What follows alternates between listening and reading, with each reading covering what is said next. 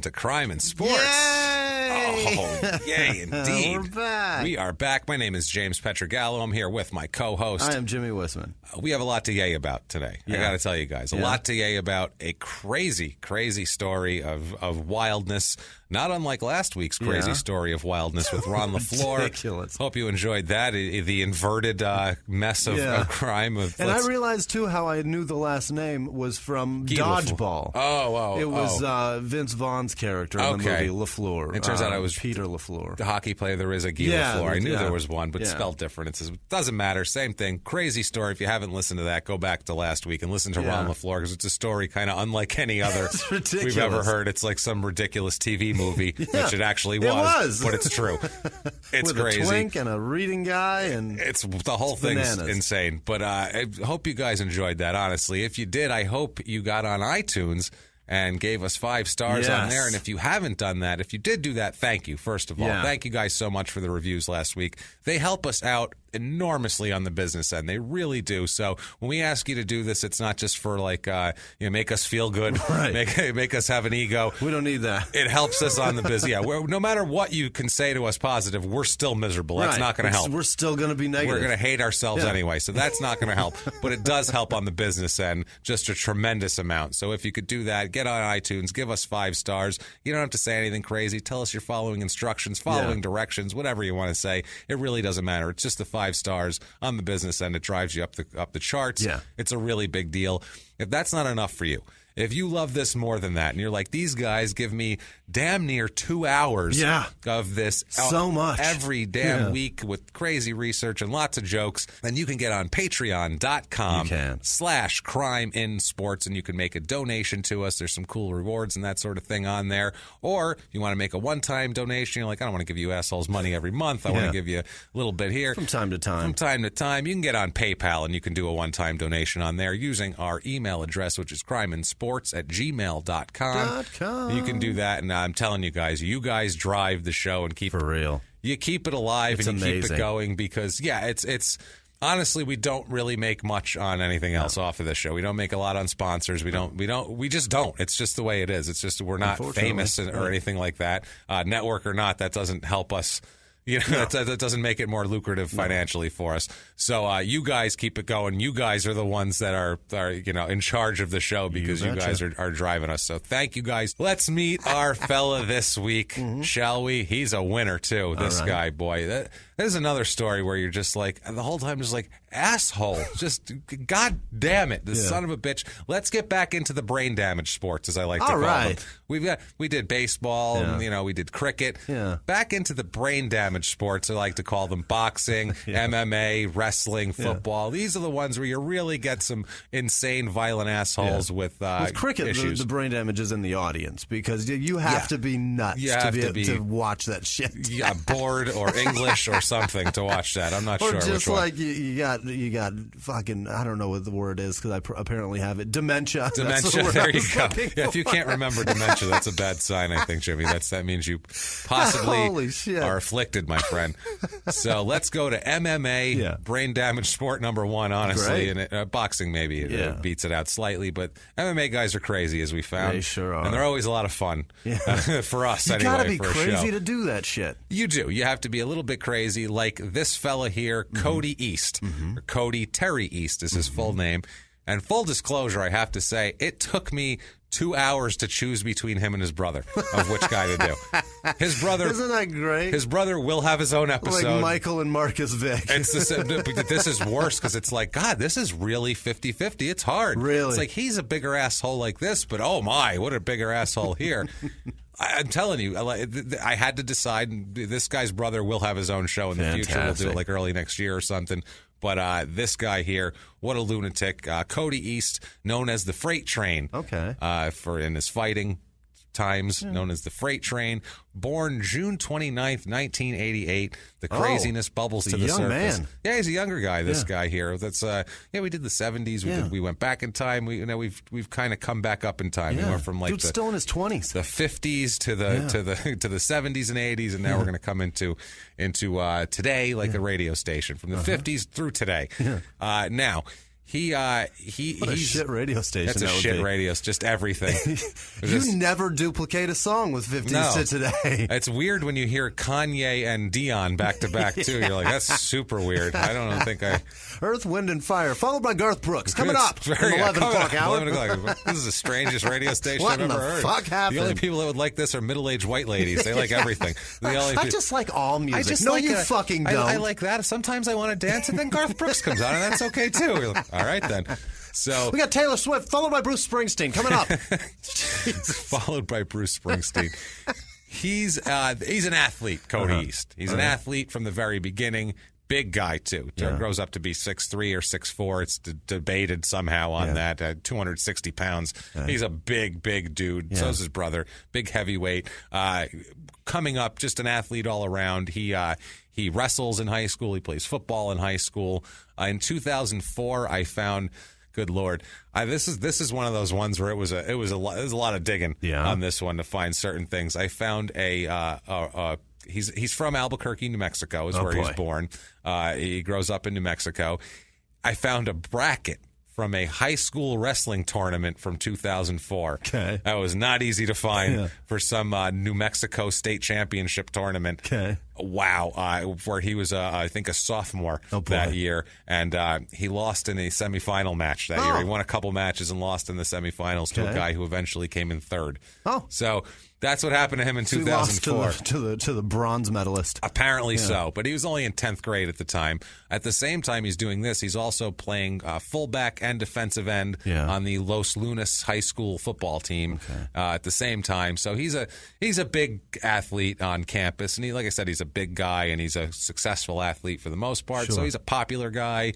Parties a lot, likes to drink, and with big fucking jock. Big jock guy, exactly. Just a very stereotypical deal here. February 2005, Cody wins the Class 5A state wrestling title. Okay. So that's the next year, his junior year. It's always fascinating to me that guys like him are very loose with the homo F word. You know, oh, God, you know what I mean? Yet he's in a fucking tight-ass singlet. His whole life. And he is going under legs. Wrestling, MMA. He's like, I want to grapple with men. Yeah. I want to have balls on my face at some point. But he will be so fast to call you a fag. Thin piece of lycra between us, that's fine. Put your balls right on my face, no problem. That's the only thing keeping those shits off your chin, bro. Thin, very... almost see-through. It's paper thin. It's paper thin. Otherwise, there's balls on you, brother. Or an ass, or there's lots of stuff, which is fine if that's what you're into. Totally cool. There's balls on you. I'm not judging. I'm just saying, if you're going to be super, like, fearful, homophobic. God, I would say homoerotic. I'm like, that's definitely not the right word. That's exactly what it is. I need more sleep. If you're definitely, by the way, little explanation here.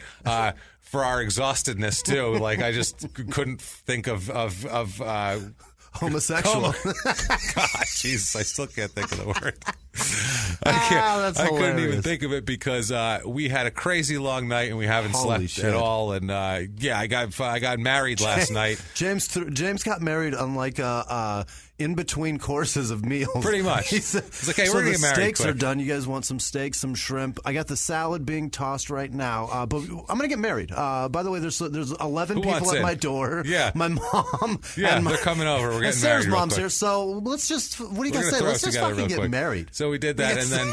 And then after that, I went, she went to bed. Everybody left. And I did small town murder research all night long. So this is crazy. We're committed to this, guys. We're so damn committed give a to shit. This. We're so damn, So, you would think he would be not so scared of gays. Yeah. You would think that's there. The point. But he is. He's very scared. Terrified, which is hilarious in my opinion. So, he wins. This is the 189-pound division. Yeah. Which is way different than when he's a couple years from now when he's 260. Jesus. So, I mean, he's in high school here. He's a junior. He's 16, 17 years 180 old. 180 pounds in high school is crazy. 190, yeah.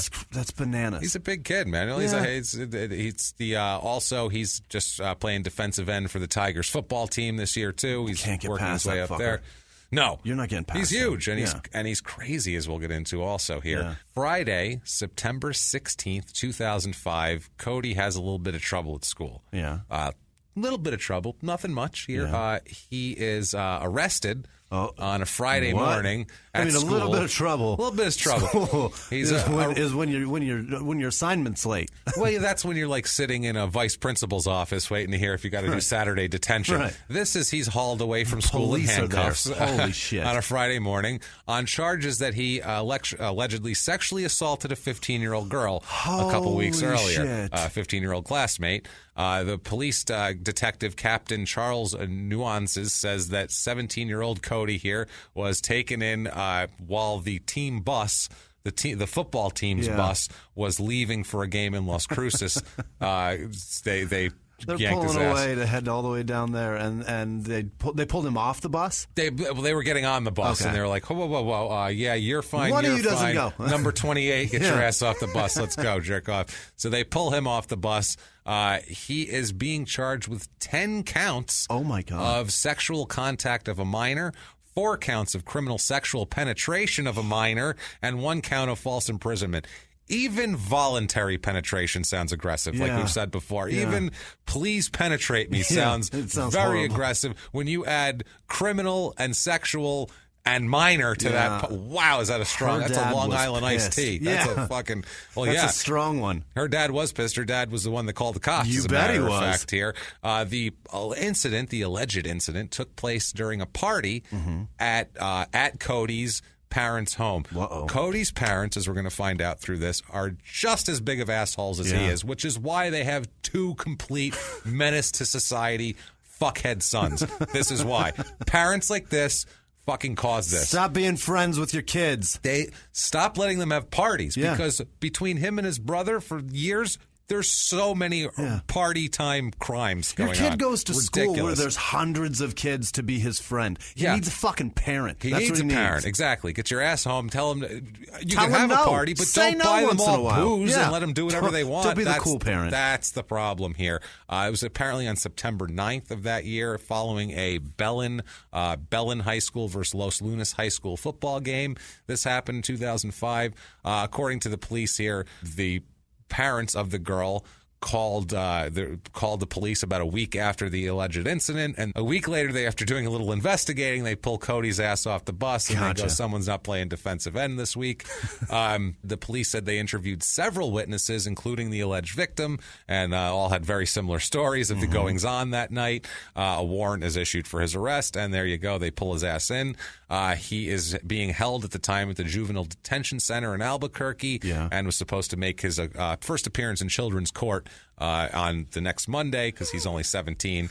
Children's court. 17 years old. Yeah, I know, but he's calling a it children's guy. court, it's like silly. Find a better word, because children's hospital implies like sick kids. You know, like children's court sounds like you're fighting for custody. Sounds like displaced children that are like, again, little chimney sweep, little chimney sweep Dickens kids, and they're like, "Please, sir, may I have a home?" And they're like, "I don't know, kid," and banging a gavel. Children's court. That's the case that was right before his. Please, sir, may I have a home? No, fuck you. This is next course.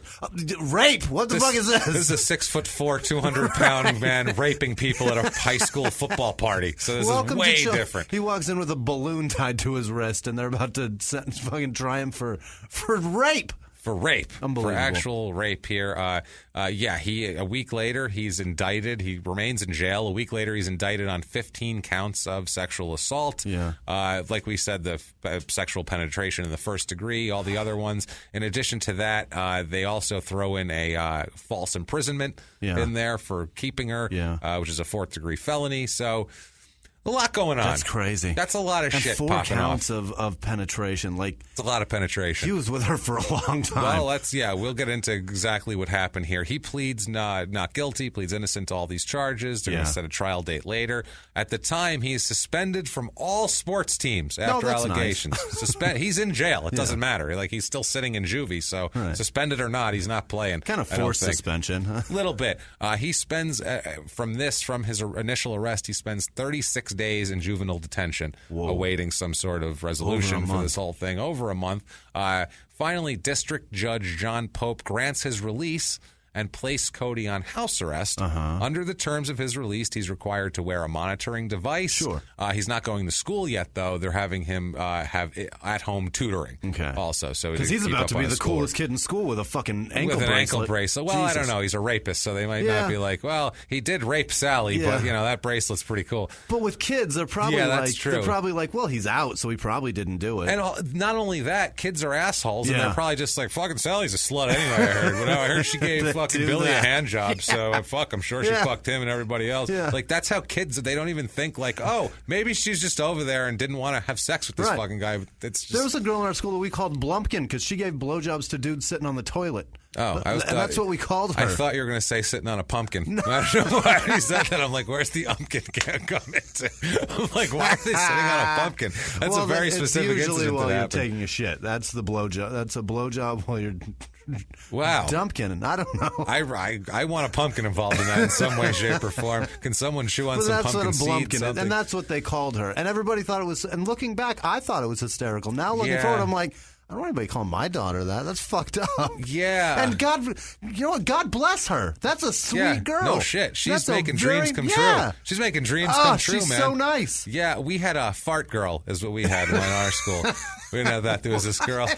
She was a nice girl, too, and she was new in like 11th or 12th grade, and we were at this party, and it was like out, where the fuck in the woods or somewhere, and we're at this party, and she got sick and was throwing up. Oh, no. And just blasted, I'd say an 8-second long fart. That was, because it was while throwing up? Yeah, it was like, it was one of those, and it was so aggressive. Her poor stomach muscles flexed so hard. Yeah, and it was one of those farts where it didn't happen quick to where people would have turned around and said, where'd that fart come from? What was that? It was so long that people had time to go, is that a fart? Really? And look around and go, oh, it's coming from her right now. Holy shit, that's a long fart. And then have it stop. That's a long fart. That'll earn you fart girl. And that'll earn you fart girl for the rest of your days in the school. This was like her second week in school, and from then on, poor fart girl. Poor little fart girl. But again, as the other girl who should have been made a martyr at school and told every day how amazing she is. You're all wonderful. The guys should have been like, I admire your commitment. Because at some point you're like, you got to be like embarrassed and then stop. But no, she was just like, fuck it. She couldn't control it. She was like, I'm just letting it go. Fuck it. It was coming out as she was like, she's my hero at this point. It was impressive, I got to say. It was and it was a hell of a fart. Yeah. It really was. It was good. But she's trying to get all the poison out of her stomach. All this she was beer, getting something out of her stomach. And she expels it everywhere. Wow, she must have eaten a lot of cheese earlier that day. That's all I know. I like her. Fart girl. I wonder whatever happened to Fart girl. I'm not sure. Fart girl is the shit. Fart girl. We're gonna find Fart girl. That's my We're my gonna goal. Find out what her name is and email her. I know her name. All right, I'm not gonna say it. I know her name, and I'm gonna look her up on Facebook. Don't say it. She could be a CEO at Wells Fargo or some shit. I guarantee you she's not. I remember this girl. She is not a CEO of anything at all. I guarantee you she'd rather be known as Fart Girl than Blumpkin. That was probably. They called that to her face. They'd be like, Blumpkin, come here. But that's like doesn't even have like a connotation of actual. Like I didn't even know what it was. All right, everybody in our school apparently knew because Fart Girl. There's no mistake Blumpkin, in that. Yeah, that's she's fucking Fart Girl. There's no fucking double entendre there. That is one meaning and one meaning only. Yeah. So what we're trying to say is kids are dicks. Yeah, especially teenagers, fucking especially assholes. To women and to girls. They're so mean to girls. Such assholes. And it's just because they want to fuck them. Oh, God, that's all it is. That's all it is. They're shaking with... And they have no cool about them to just be There's fucking... no game whatsoever there. To just to fucking play it cool. No. Be you. January 15th, 2006. Like I said, he's been tutoring. He's readmitted to school, Cody. Okay, they readmit him. No trial date's been set yet, so it's just floating in the air. The superintendent of schools for Los Lunas, Walter Gibson, said that East had, Cody made up his schoolwork that he missed when he was incarcerated, when he was in tutoring, and he's academically in good standing. And he says, quote, he is innocent until proven guilty. Quite frankly, I can't keep a kid out of school without a good reason. Jesus. I don't know, rape? That's a good reason. I mean, he's a menace. Hey, look, he is kind of accused of rape, so until that's cleared up, once he's cleared up, then hey, fine. Once it's all, and not guilty, then great. Come on back. Even though you probably did it anyway. Still, come on back in. We can't keep you out for that, but there's a rape charge hanging. Whatever. We'll see what happens here. How many 15-year-old girls you got at that school, sir? Yeah, that's a good point. What the fuck? Yeah, so lots of them. Let's bring him right back. No parties for Cody, let's say. No parties. But he's going to have parties. He's going to have more parties. He's going to party like a motherfucker. You know it. January 22nd, 2006, which is a week later, turns out he's going to have a chance to defend his state wrestling championship after all, because even though he's still wearing an electronic device on his ankle and everything else, he is ready to make his season debut at the Rio Grande Invitational Wrestling Tournament. He's reinstated to sports. Wow. I get that you might have to let the kid back into school for an education. You don't have to give him privileges of sports until the rape case is fucking cleared up. Extracurriculars can be held. No. Hold it back. That's fun for him. It is. You know what I mean? He gets no fun. No. Well, guess what? And he's excited about it. And we know so because we have an in their own words about this. In their own words, quote, "It's been a long wait. It's been hard because I've done sports my whole life and I've had to sit out. But now I'm back into it, so it's a lot better." So many mentions of dicks there. Hard. Long, hard. Lot better. Lot. So I'm glad he's happy. Yeah. He seems like everything's a lot better. I hope the girl is feeling the same way. I'm not sure. Also, he's reinstated to football also at that point. I mean, hopefully, at minimum here, it was a mutual agreed upon experience to have sex. Yes. And then her dad just found out. Like that's the best case scenario. That's the best case scenario. But don't fuck 15-year-olds ever. Don't do that at all, especially when you're drinking with them at your house. Yeah. Oh God, Jesus, the whole thing is unless you're 15. You know, even then, don't fuck a 15-year-old. I have a 15-year-old daughter. Stay the fuck away from. Don't fuck 15-year-olds. Keep your 15-year-old dick away from my daughter. Period. End of story. Done. Don't and fuck done. a 15-year-old. Please don't. I beg of you. That's Crime in Sports' plea to you. Please don't fuck 15-year-olds. Right. That's our next shirt. And then next year, please don't fuck 16-year-olds. And then please don't fuck 16-year-olds. And then it peters out around 18. But please still don't fuck 16-year-olds. Yeah, please don't. And try to even go up from 18 if you're older, unless you're 18. I mean, if you're capable, please do. Yeah, knock yourself out. So, 2006, the Los Lunas football team went 5-6. Not that great that year. Yeah. Nationally, they were ranked 5,379th nationally, killing it. but 23rd in New Mexico. That lets you know how the competition is. And I was going to say that tells you in New Mexico why you don't hear a lot of NFL players hailing from New Mexico, because their 23rd is 5,300th nationally. It's generally overweight Native Americans that live in New Mexico. You know, is that the population there? That is really sweeping. Not just there's a lot of Native Americans there. They're overweight, all of them. Unathletic. They all diabetic too, Jimmy? What else? They waiting to scalp you? What's going on? There's a lot of tomahawk Have sharpening. They been attacking settlers? Has that been the problem? Everybody, my co-host Andrew Jackson here. This is terrific. It did sound really Welcome terrible. to Crime and Sports. My name is James Petrogal. I'm here with my co-host Andrew Jackson. Yay! Co-host, right? Terribly inappropriate, Jimmy Westman. He did not mean it like that, like it sounded, but goddamn it, was it funny Better anyway. off calling him horrible names. You would be at that point. Jesus Christ. August of 2006. He's got rape charges dangling. Okay. You'd think he's going to keep straight and narrow. He's in plan high school. on it. He's trying to. No. A smart kid would. A smart kid would. A smart kid probably wouldn't be in that position to begin with, but now that he's in it, get your shit together here. Or ride it fucking out. Yeah, just be a menace. Just go out and just have like balls to the wall. Just do it up, man. That's me. That could be, he might be working on that. August of 2006, he's arrested again. Oh, boy. This time, it is for a domestic dispute at home, not with a girlfriend or a wife, but instead with his younger brother, Tyler, who is also an MMA fighter. Tyler Beast East is his name. And like I said, we'll be doing an episode on him because he's maybe a bigger asshole than this guy, but I don't think so. I think Cody's the bigger asshole. Okay. He's the older brother. He's had more time to cultivate his assholeness, and I feel like it comes to the surface. It really shows in the end. Yeah. Proof is in the pudding, you know what I mean? He's put the work in, this guy. He's had the years, the experience. Good stock.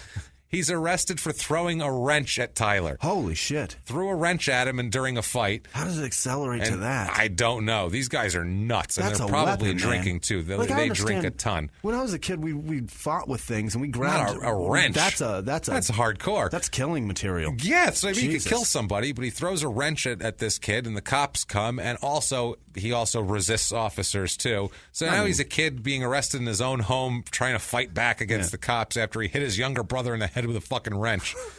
Wow. Holy shit. What a mess already. And he's not even out of high school yet. And this is already a fucking disaster. And it gets worse. Really? Oh, this is going to get worse and worse and worse and worse. This guy is a disaster from chapter 1 to the back cover of the back dust jacket thing. I'm going to go on a limb and say he hasn't even dropped out of high school yet, and he's already got a rape charge. And he's on his way. Horrible, I don't know, what do you call that? Attack, abuse? I guess it's your younger brother. You hit him with a wrench. It's a psychotic way of attacking your brother. That's definitely different. Yeah, Crazy. I've never attacked my brother with any toolbox level tools at all. Yeah, anything like that. Something I've actually got to go to the garage for. Yeah, like hold on a minute here. I'll be right back. Hold on. Oh, where's the 3/4? I got the bigger one here. I got to leave the room to get what I'm going to beat you with. That's something here. And probably the house. He probably had to walk out to the tool shed. Maybe. It's bananas. Yeah, they're kind of white trash. They probably just had tools laying around. I figured just standing there.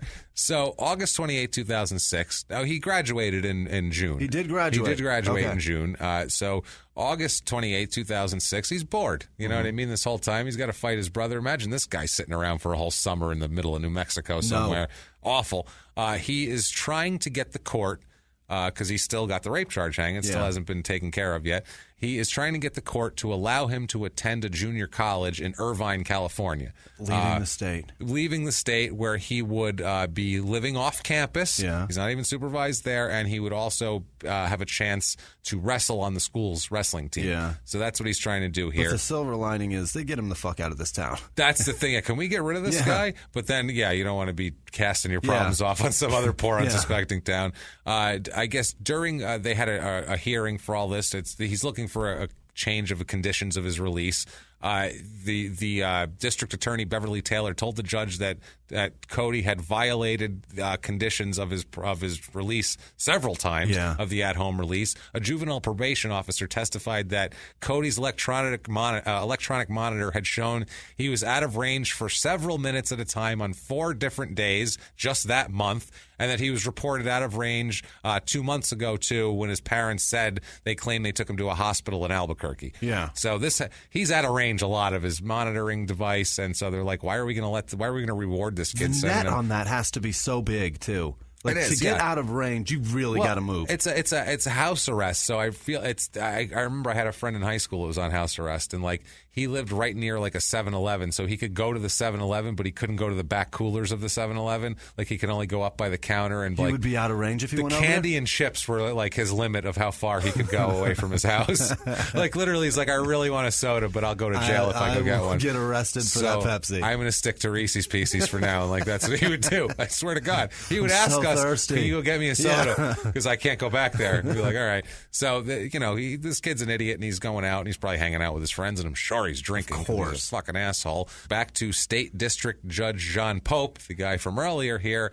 He denies the request. Yeah. He said, no. I'd like to keep an eye on you here and keep you close.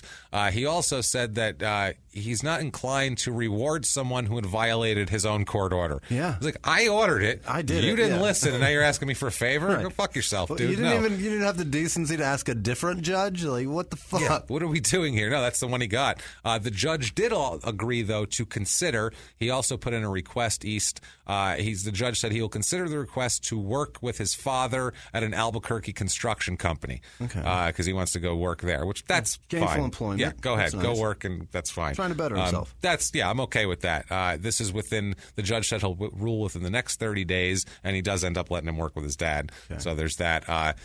Everybody, all the lawyers say the trial's going to be ready to roll in the fall on this one.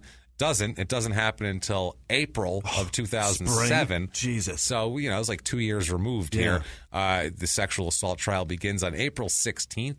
The prosecutor in the case, Aaron Jordan, he told the jurors in the opening that Cody raped this girl. Yeah. In a very familiar way, too. He used a dresser to barricade the door. Oh, we remember that from our, I don't even want to say pal, but our one-time covered subject, Eddie Johnson, who was top 5 piece of shit that we've covered. Yeah, awful guy. He moved a dresser in front of a bedroom door so he could rape an 8-year-old, right? Which got him life in prison, thankfully. This one, though, he does it so you can. So 5 years or 7 years makes a difference between life in prison and you can be on the football team. Unbelievable. Apparently, at a girl's age, which either way, just as bad. So that implies that it was not It absolutely was not a willing participant. I wouldn't be like, hey, let's get it on. Yeah. Hold on, let me barricade the door. That's not normal behavior. I've never done that before in my life. Never. I've never. Several times. Several. A few. At least twice. I know for a fact. At least twice, judging by your children there. Yeah. Yeah, he moved the dresser in front of the bedroom door. The prosecutor said there was nothing consensual about the sex whatsoever. Yeah. Prosecutor Jordan said, quote, she didn't consent to any of this. She told the defendant no over and over again. Problem is, at this point, Tyler is up to 220 pounds. He's 6'4". This girl is 4'11". Oh, Jesus. This girl is 4'11". So to me, when I look at that doesn't look great right away. You're like, oh, boy. She's saying you forced yourself on her, and it looks like you really could force yourself on her if you wanted to. Like, that is no problem here. So that looks bad right there. But his defense attorney, of course, he got a woman defense attorney because he's not, He's thinking here. Very, very strategic in his fucking arguments and his case. He is, and he is for his whole life here. His attorney here, Jane Roca de Gandara, said the sex was consensual, and her contention here, and this is why you would get a female attorney to say, not that this is why you would need a female attorney.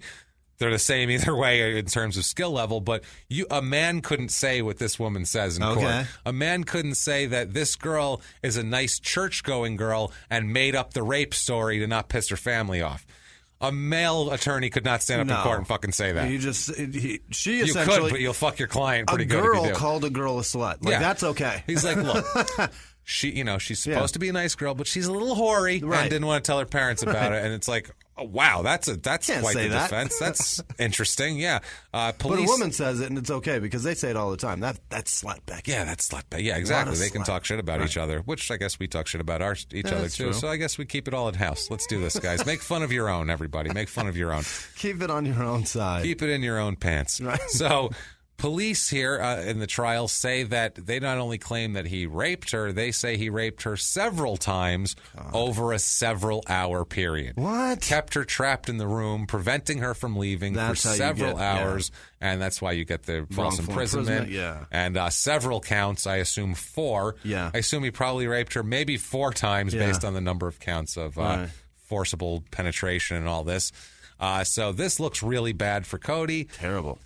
Not looking great so far. I wouldn't want to be in his shoes now. I wouldn't because like we've said, staunch record of non-rape for both of us. It's pretty. I try to keep that one impeccable. Yeah, that and 1,000. Every day I wake up and I go, didn't rape anybody again. I'm the king of non-rape. Yeah, I am the king. I don't know. I'm challenging you. I'm running with you. No, man. I'll you know what? Let's throw down for the crown. Let's do this shit. Whoever lives longer is going to get it, I think, at that point, because neither of us are I'm not raping. Into raping anybody. So this looks bad.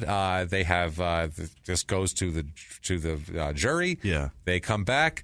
Cody is found not guilty. He's acquitted of everything. What? Of everything. They believed that church going, she's a hussy shit. Apparently so. Wow. They believed it. They believed him. He had, he's an upstanding. They did the whole thing with him being a great athlete. Yeah. And he's a state champion wrestler. And this is, silly. And literally that's what they did. They did he's such a good kid and he's a good representation of the community and he's got a big future ahead of him. Why would we want to ruin it with a little rape charge? Did they find 12 of our past subjects to have on this fucking jury? What happened? The whole court, it's like the silver-haired, middle-aged entire court that day. Like, they what the fuck happened? They all wagering on what they can make off of him. That's crazy. Yeah, they were buying stock. It's insane. So July 24th here. Mm-hmm. So, okay, he's going to calm down now. This is, he's got Lord. He's got to chill the fuck out. That's April 16th, 2007. Mm-hmm. He's just graduated. He wasn't even allowed to go off to college. He just won the lottery, essentially. He just won the lottery, yeah, because he could have been in deep shit for a long time there. And instead, holy shit. Whole life ahead of him. So chill the fuck out. Go home, relax, work with your dad. Stay away from the beer. Get a job. Now go enroll in college, try to wrestle on the team, do whatever you're doing sports-wise. Whatever, you would imagine that. But instead, on July 24, 2007, he makes bad decisions, this guy, always. He is going to face charges stemming from this night of aggravated assault and child abuse. Oh, boy. Following a complete lunatic fucking nutcase rampage at his parents' home during a party. And child abuse? Child abuse, because he's got minors at the party because he's, just 18. The cool kid. And he's, he's not that old. And he beat a rape charge. And he beat a rape charge. Awesome. And he's an athlete, and he's tough, and he's all this shit, and he's throwing wrenches at his little brother, so that's a good guy. Yeah. So there's a bunch of people there, underage people, and people from school, and people that are under 18. So now at this point, if you abuse anyone, it's child abuse. Like on It's Sunny in Philadelphia, where they you started it. I'm so proud of you, Jimmy. Where they do the underage drinking bar. Yes, it's the best. Yeah. It's like, that's where that's an untapped market. Yeah. It's like, obviously. We can make so much money this way. Doesn't that show just take off when Danny DeVito gets on there? Once he comes in the door, you're like, Season 1 is great, and it's fine. It's fun. But once he comes in, they're like, "You're next level. Why are you here?" It's like, no, tell me why Danny DeVito's there. I want to know. Next level with DeVito. And He's it's the best. Fucking amazing. We're going to the strip club. Why is he always in the strip club? He's just got money, and he's a problem. You'll see some more. He gets worse. It's amazing. You'll love that as it goes on. Jimmy's on season 2 of Always Sunny, so let's all encourage Jimmy. It's beautiful, man. Keep watching. Now at this party, it's him and a shitload of other people drinking and partying at his parents' house all day on a Tuesday, starting at 9 a.m. Holy shit. 9 a.m. on a Tuesday. And summer vacation, 9 a.m. on a Tuesday, they have a house full of teenagers that are drunk and drinking from 9 a.m. on. This is not going to end well. No. Obviously, this isn't going to end well. Once the afternoon comes around, a fight breaks out. Of course. Between some girls here. There's some girls that are already at the party that are drunk and hammered. And can't some girls handle their booze. Most teenagers can't. Yeah, they don't know. They don't have a tolerance yet. Yeah. Apparently, some other girls came in that these drunk girls had beef with. Oh, God. And they were like, there's Becky and Susie. And they're going to go over there and kick their ass. So they started getting into a fracas. Cody gets pissed off at one of the groups. We're not sure exactly which one of these groups, but he gets super mad and just starts raging around the house, yelling and screaming at the girls, breaking windows and doors. In his own house. Breaking doors out and busting windows in his own parents' house. Oh, my God. Going batshit, right? Misplaced rage. I would say, but then he places it after that. He's misplaced for a moment. He's like, window, door. Oh, no, I want to beat up 15-year-old girls instead. Oh, God. So he goes over, and this is amazing. It's not nice, amazing, but it's funny. He hip tosses. He hip tosses several 14 to 15-year-old girls. What? He's hip tossing teenage girls. That's where you arm wrap and then you kind of throw them over your shoulder. Yeah, like a hip. Yeah. That's a hip toss. And you throw them around you. Yeah, that's crazy. He is hip tossing. Several. No, that's like an arm drag, is what you're thinking. A hip toss is like guy standing. You're both standing facing the same direction. And you lock your arm under and do that, and he flips over. Yeah, flips over. Oh my He's God! Hip tossing several 14 to 15-year-old girls, while also he'd like hip toss a couple, kick a door out, hip toss another one. Like, that's what he was doing. I don't know if he was practicing that move or what. Are they all just lined up and they're just like, my turn, my turn? I don't know. I think they're just in shock. What the fuck happened to Cody? What happened to Cody? What is going on, man? Cody sounds like a little pussy name. He's freaking out. Why, Cody? Why? During this alleged insanity, he breaks a couple noses. Oh, boy. One of the girls gets a broken arm. And then he also attacks his own mother and father. Oh, my God. His own mother and father he starts beating up. Oh, my God. He pushed his mother, knocked her over. He's a kid. Jesus Christ. Wait till you hear what he did to his dad, too, which is insane. This is fucking nuts already. And he's barely legal. And it's already insane. How are the cops not here yet, too? Once again, not a fight yet. No sports yet coming this. He wrestled a little in high school. Nothing professional yet. And he's already a mess. Holy shit. It's going to continue all the way through. So anyway, he is accused of beating as many as 9 people during this. 9 fucking people. He just went around beating up everybody and doors and windows. So you figure his parents are 2 of them. Yeah. So that's 7 other people at the party. 7 15-year-old girls. Like, how do you as a 15-year-old girl see him hip toss one and then be like, I got this one. I'll get him. Like Don't worry. ninjas in a kung fu movie. It's my turn to get beat up now. I'll go in there. And then she flies, and then another one's like, listen, he's probably tired now. I got him. What 15-year-old girls are going over to his house? Yeah. Be like, stay the fuck away from that house. 6-foot-something dude that's giant. I've been accused of raping a 15-year-old girl. I'd be like, I don't want to. I'm 15. No, this isn't going to work. So 9 people. It's an all-day drinking party, which is crazy. wow. The broken arm, broken noses, and also, too, Cody broke his... I keep wanting to call him Tyler because his brother's name is Tyler, and I read a lot about him, so...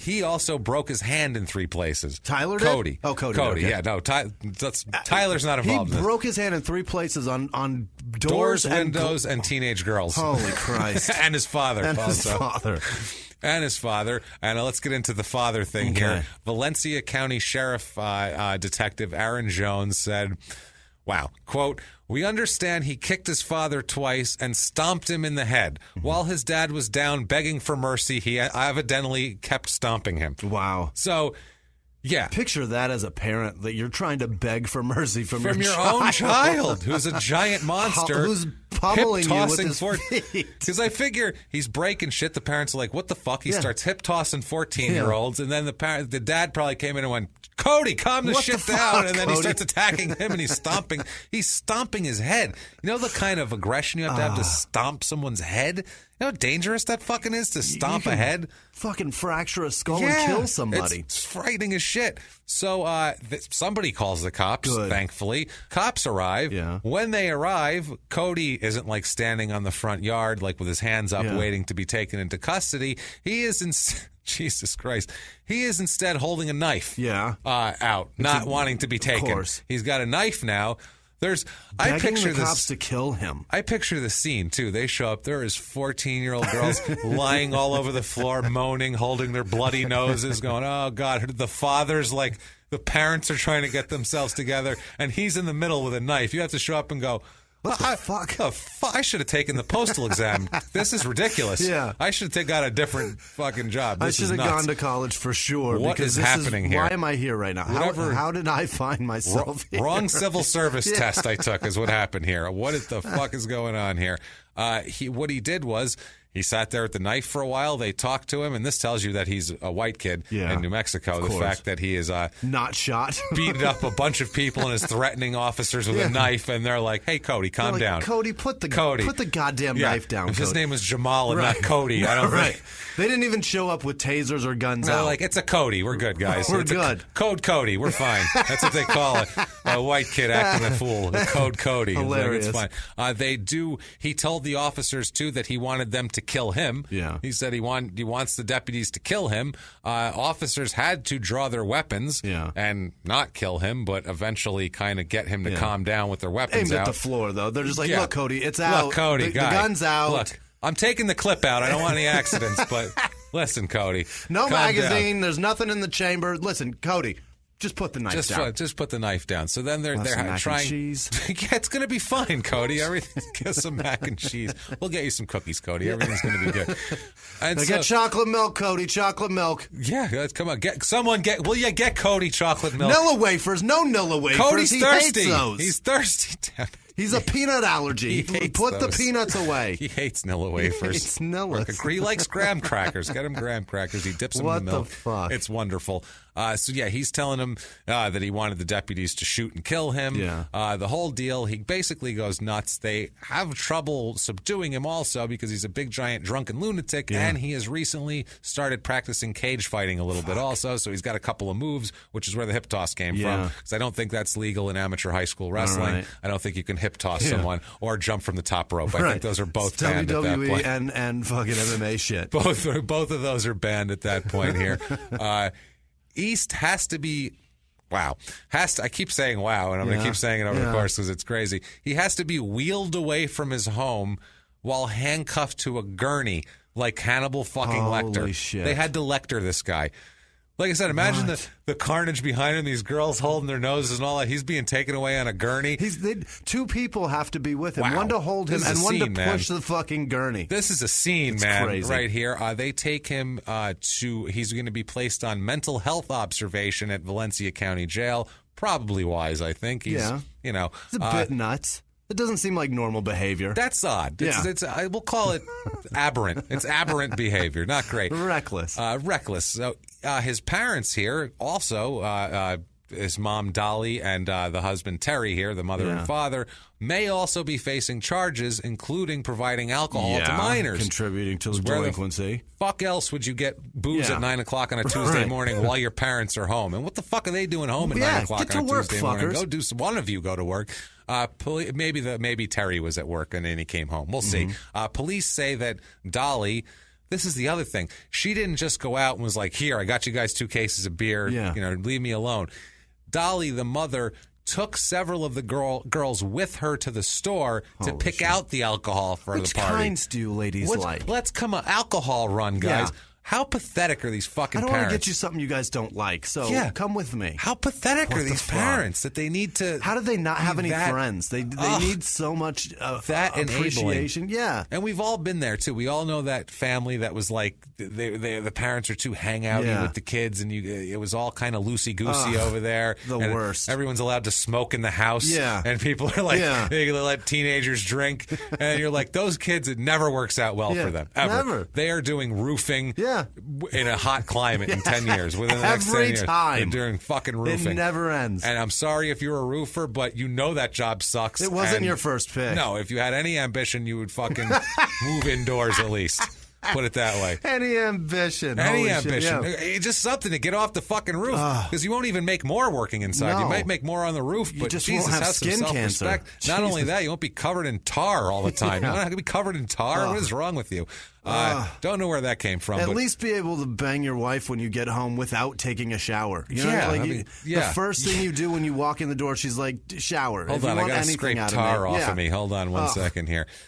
Now, so she does that, and apparently Terry, the father, also Cody's middle name here, Terry. At least they didn't make him a junior. They could have really ruined his life, but they instead just acted like assholes. And at least they saved his life by giving him Cody. That's true. He would for sure be dead if it was anything else. No, if his name was Tyrone, he'd be dead as fuck right now. Dead as shit. They would have been like, there's a Tyrone, everybody get the shotguns. Even Tyrell, it's an old cowboy named Tyrell, but they would show up and be like, Tyrell, just in case, lock and loaded, boys. You see a knife, I don't care. He could be light-skinned, hit him. You never know now, you never know.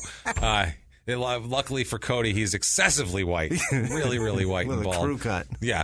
So Terry East, the father, apparently allegedly served liquor to several girls at the party. He was going around like making drinks for them. Fucking jerk. So they're like, you host a party, we'll go out get booze, I'll go around and serve. Like, what the fuck is going on? I will fuck a parent up for getting my daughter drunk. This is ridiculous, man. I'll ruin you. And that's the thing. They're not 18, 19-year-old girls. They're 14, 15-year-old high school girls. These parents should have been like, hey, Tyler, guess what, dickhead?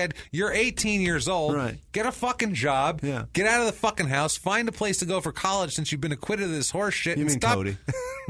Cody. Yes. So I call him Tyler again? Yeah. I was like, wait, what did Tyler do now? Listen, Cody, you Tyler impersonating cocksucker.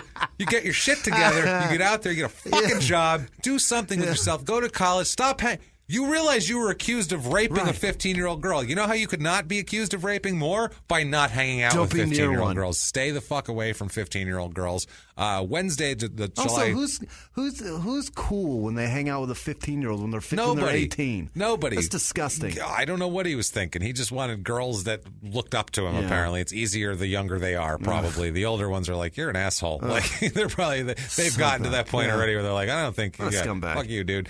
Didn't you try to fuck a 15-year-old? Yeah, didn't you several times? Weren't you accused of that? A dresser involved? Yeah. So the next day, July 25th of 2007, Cody is released from the 72-hour mental evaluation hold. I guess they figure out that he's not a danger to himself or others. He was just drunk and acting a fool. He's booked into the Valencia County Detention Center that day. Yeah. Also, August 1st, a week later, 2007, Terry and Dolly, his parents, are arrested for their part in the alcohol. Good. So good for them. Yeah. They get fucking arrested. They charged that they served and bought alcohol for the teenagers and let them do whatever they wanted, and it didn't matter. Now, August 15th, a grand jury charges his parents. They indict him on charges of giving or selling liquor to minors, child abuse, and contributing to the delinquency of a minor. They plead not guilty to the charges, but they both remain in custody on $50,000 cash bonds they can't get at the moment. Now, Cody, for his part, scheduled to appear for arraignment before District Judge John Pope, his old buddy again, while Dolly's going to be arraigned later on in the week. Isn't that cute? The family that gets arraigned together stays together. Isn't that nice? What a week for that judge. Everybody, too. Come on. Can we get a picture? Yeah. Can someone take a picture of all of us? Because you don't get arraigned in the same week a lot. Everybody, come on. Get in here, Cody. The last time we did a picture like this. Terry, you'll be arrested, sir. Tyler, you'll be arrested soon. Come on in, pal. The last time we did a picture like this, it was at one of those old West towns. Remember when you were behind the bars and stuff? This is for real. This is the good one. Let's all get back there. Come on, guys. This commemoration is very... Can you make it look really old? Can I get a cowboy hat? Can you do a filter where it looks really sepia? Old? Can you sepia it up a little bit? No. Hilarious. Is there a wanted that you can put over the top? Just something. Cody's charges, he pleads not guilty to charges of aggravated battery, child abuse contributing to the delinquency of a minor, aggravated battery on a household member for his dad. Also charged with another aggravated battery count in connection with a completely separate incident, which we'll talk about, another asshole incident that he did. He's a menace, this fucking guy, and he's probably going to kill us. So this is one of those frightening ones where I'm like, God, I hope he never is in town with me, and I'm staying the fuck away from New Mexico because this guy's crazy. And his brother. They're going to kill us both. That's the thing. And as Dad's sitting in jail right now, he's going, if he wouldn't have freaked the fuck out, everything would be fine. Everything's fine. He can't handle his booze. Can't handle his booze. That's the problem. Asshole. We raised him poorly. Yeah. Now, December of 2007, December 20th, he is still in jail, Cody, by the way. Sweet Pete. From July. Wow. Still away. They don't want to let him out. 6 months. Yeah, he petitions a court to lower the bond or be released with electronic monitoring, something like that. Yeah. His parents are there, which I'd be like, I don't need your help, guys. Yeah. Your fuck-up's enough here. Yeah. They were there free on bond to see his whole thing here. District Judge John Pope again. The Pope is deciding. This John Pope. Black smoke coming out of his chamber when he's done. He goes home and tells his wife everything. Can you believe this fucking family? This asshole, boy. These East assholes. This whole family is fucking... They suck so bad. I'm keeping an eye on the little brother, too. I don't trust him. I know he got hit in the head with a wrench, but still... Pope says, I don't think so, asshole. Does not lower bond or release on electronic monitoring, saying he needs more information, particularly on Cody's mental state. Yeah. He's like, I'd like him to be fully evaluated before I start letting him out walking around the streets.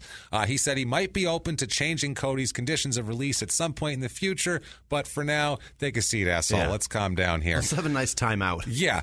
Now, they do let him out here very soon, and they let him out in time for early 2008 for him to get arrested again for beating up a friend of his at a big drinking party in Tomei Hill. This is crazy. So he's just, stop drinking. Why is he even touching booze?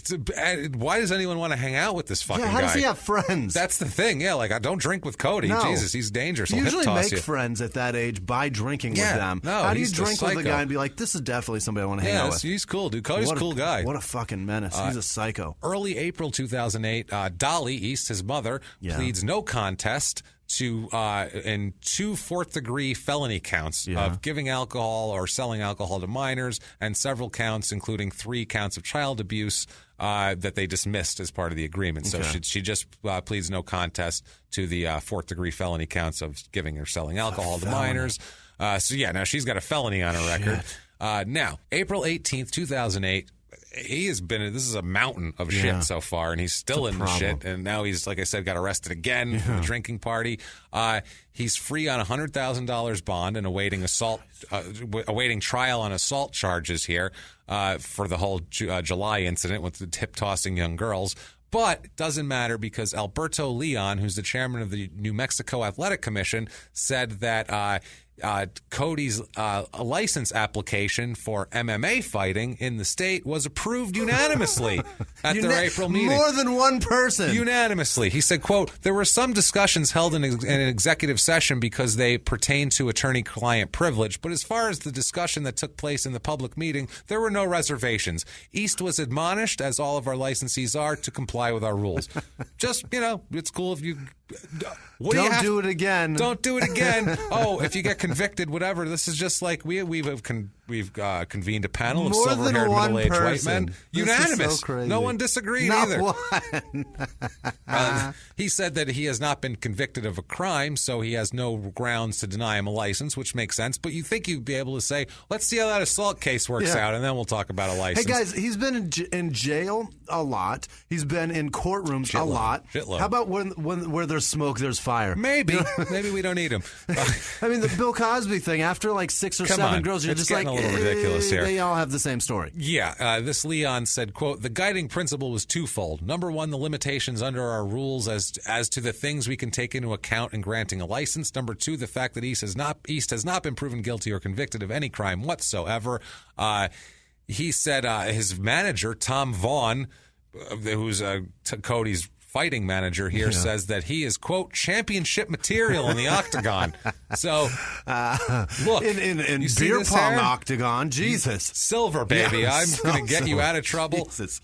He said, and he also says that Cody's behavior outside of the ring has been exemplary in the 3 months they've worked together. He hasn't gotten arrested for literally 3 months, and he's like, he's been fantastic. You guys, he broke his hand in 3 places and still knocked his dad out. This is championship material. Yeah, no shit.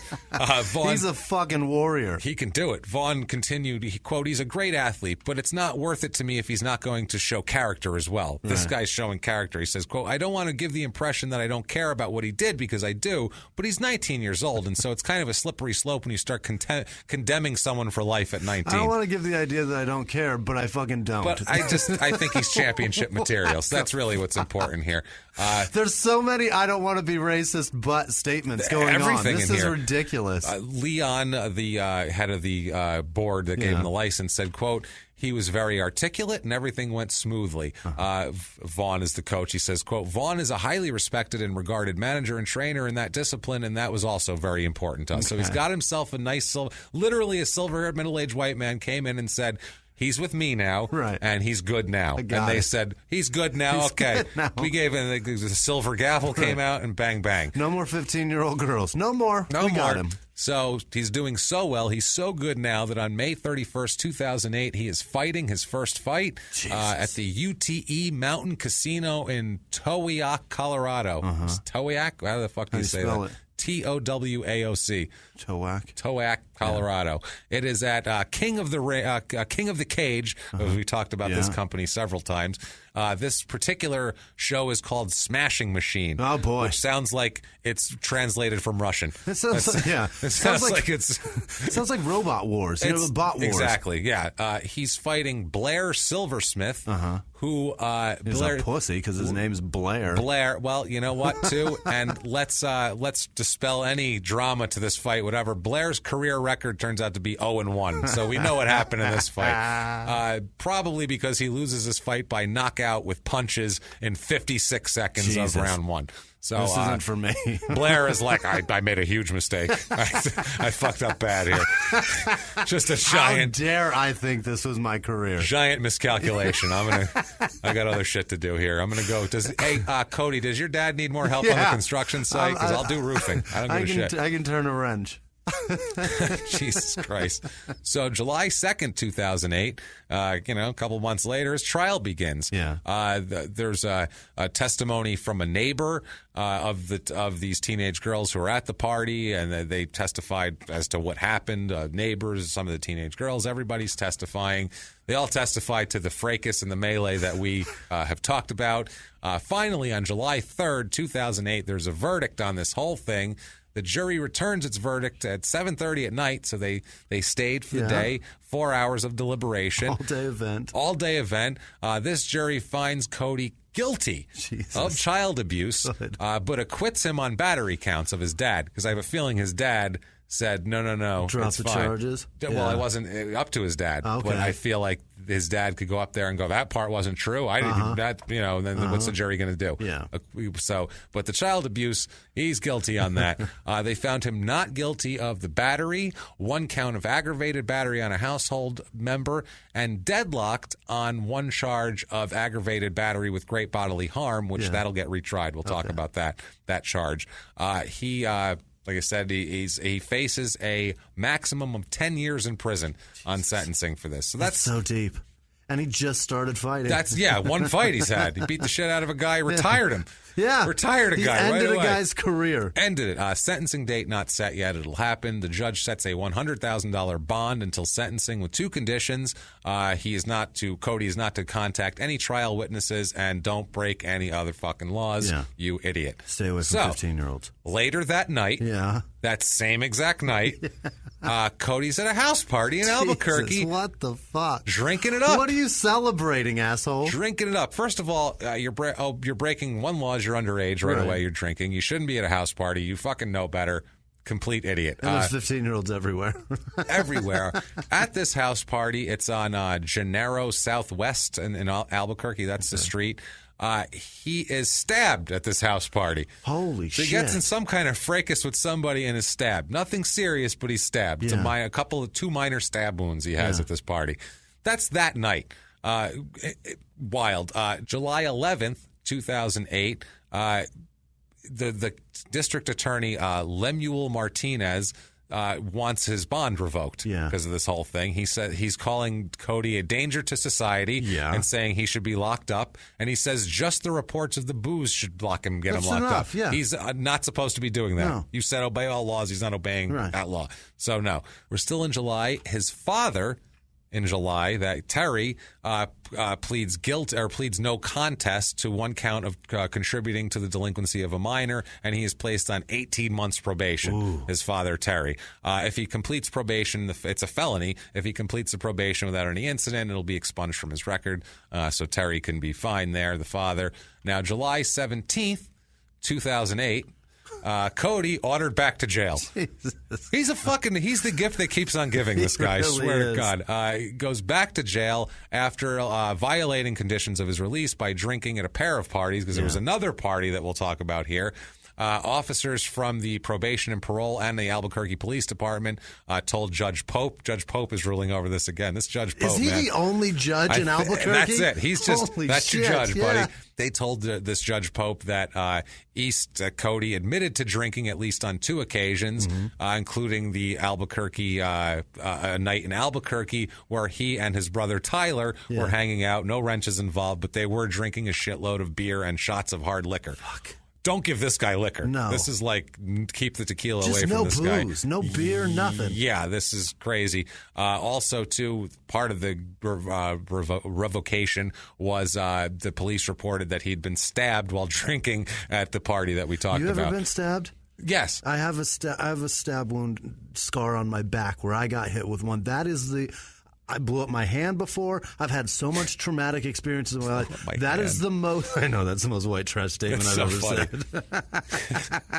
But I got stabbed in the back once, and that is the most panicked I've ever been. Because, like, you see movies and stuff where there's so much stuff exposed right there. There's no rib cage right there. You're like, And I got hit in the back, and I've never panicked more. There's blood running down my back, and I think I'm dying. And he got stabbed twice. I feel like he wasn't panicking, though. He was probably quite drunk. Angry and hip-tossed somebody. I'll kill that guy. I'm going to kill that guy. He just hip-tossed a woman in response to it. It's fucking terrifying to be stabbed. Yeah. Well, July, speaking of terrifying, his mom Dolly's in court here on July 23rd, 2008.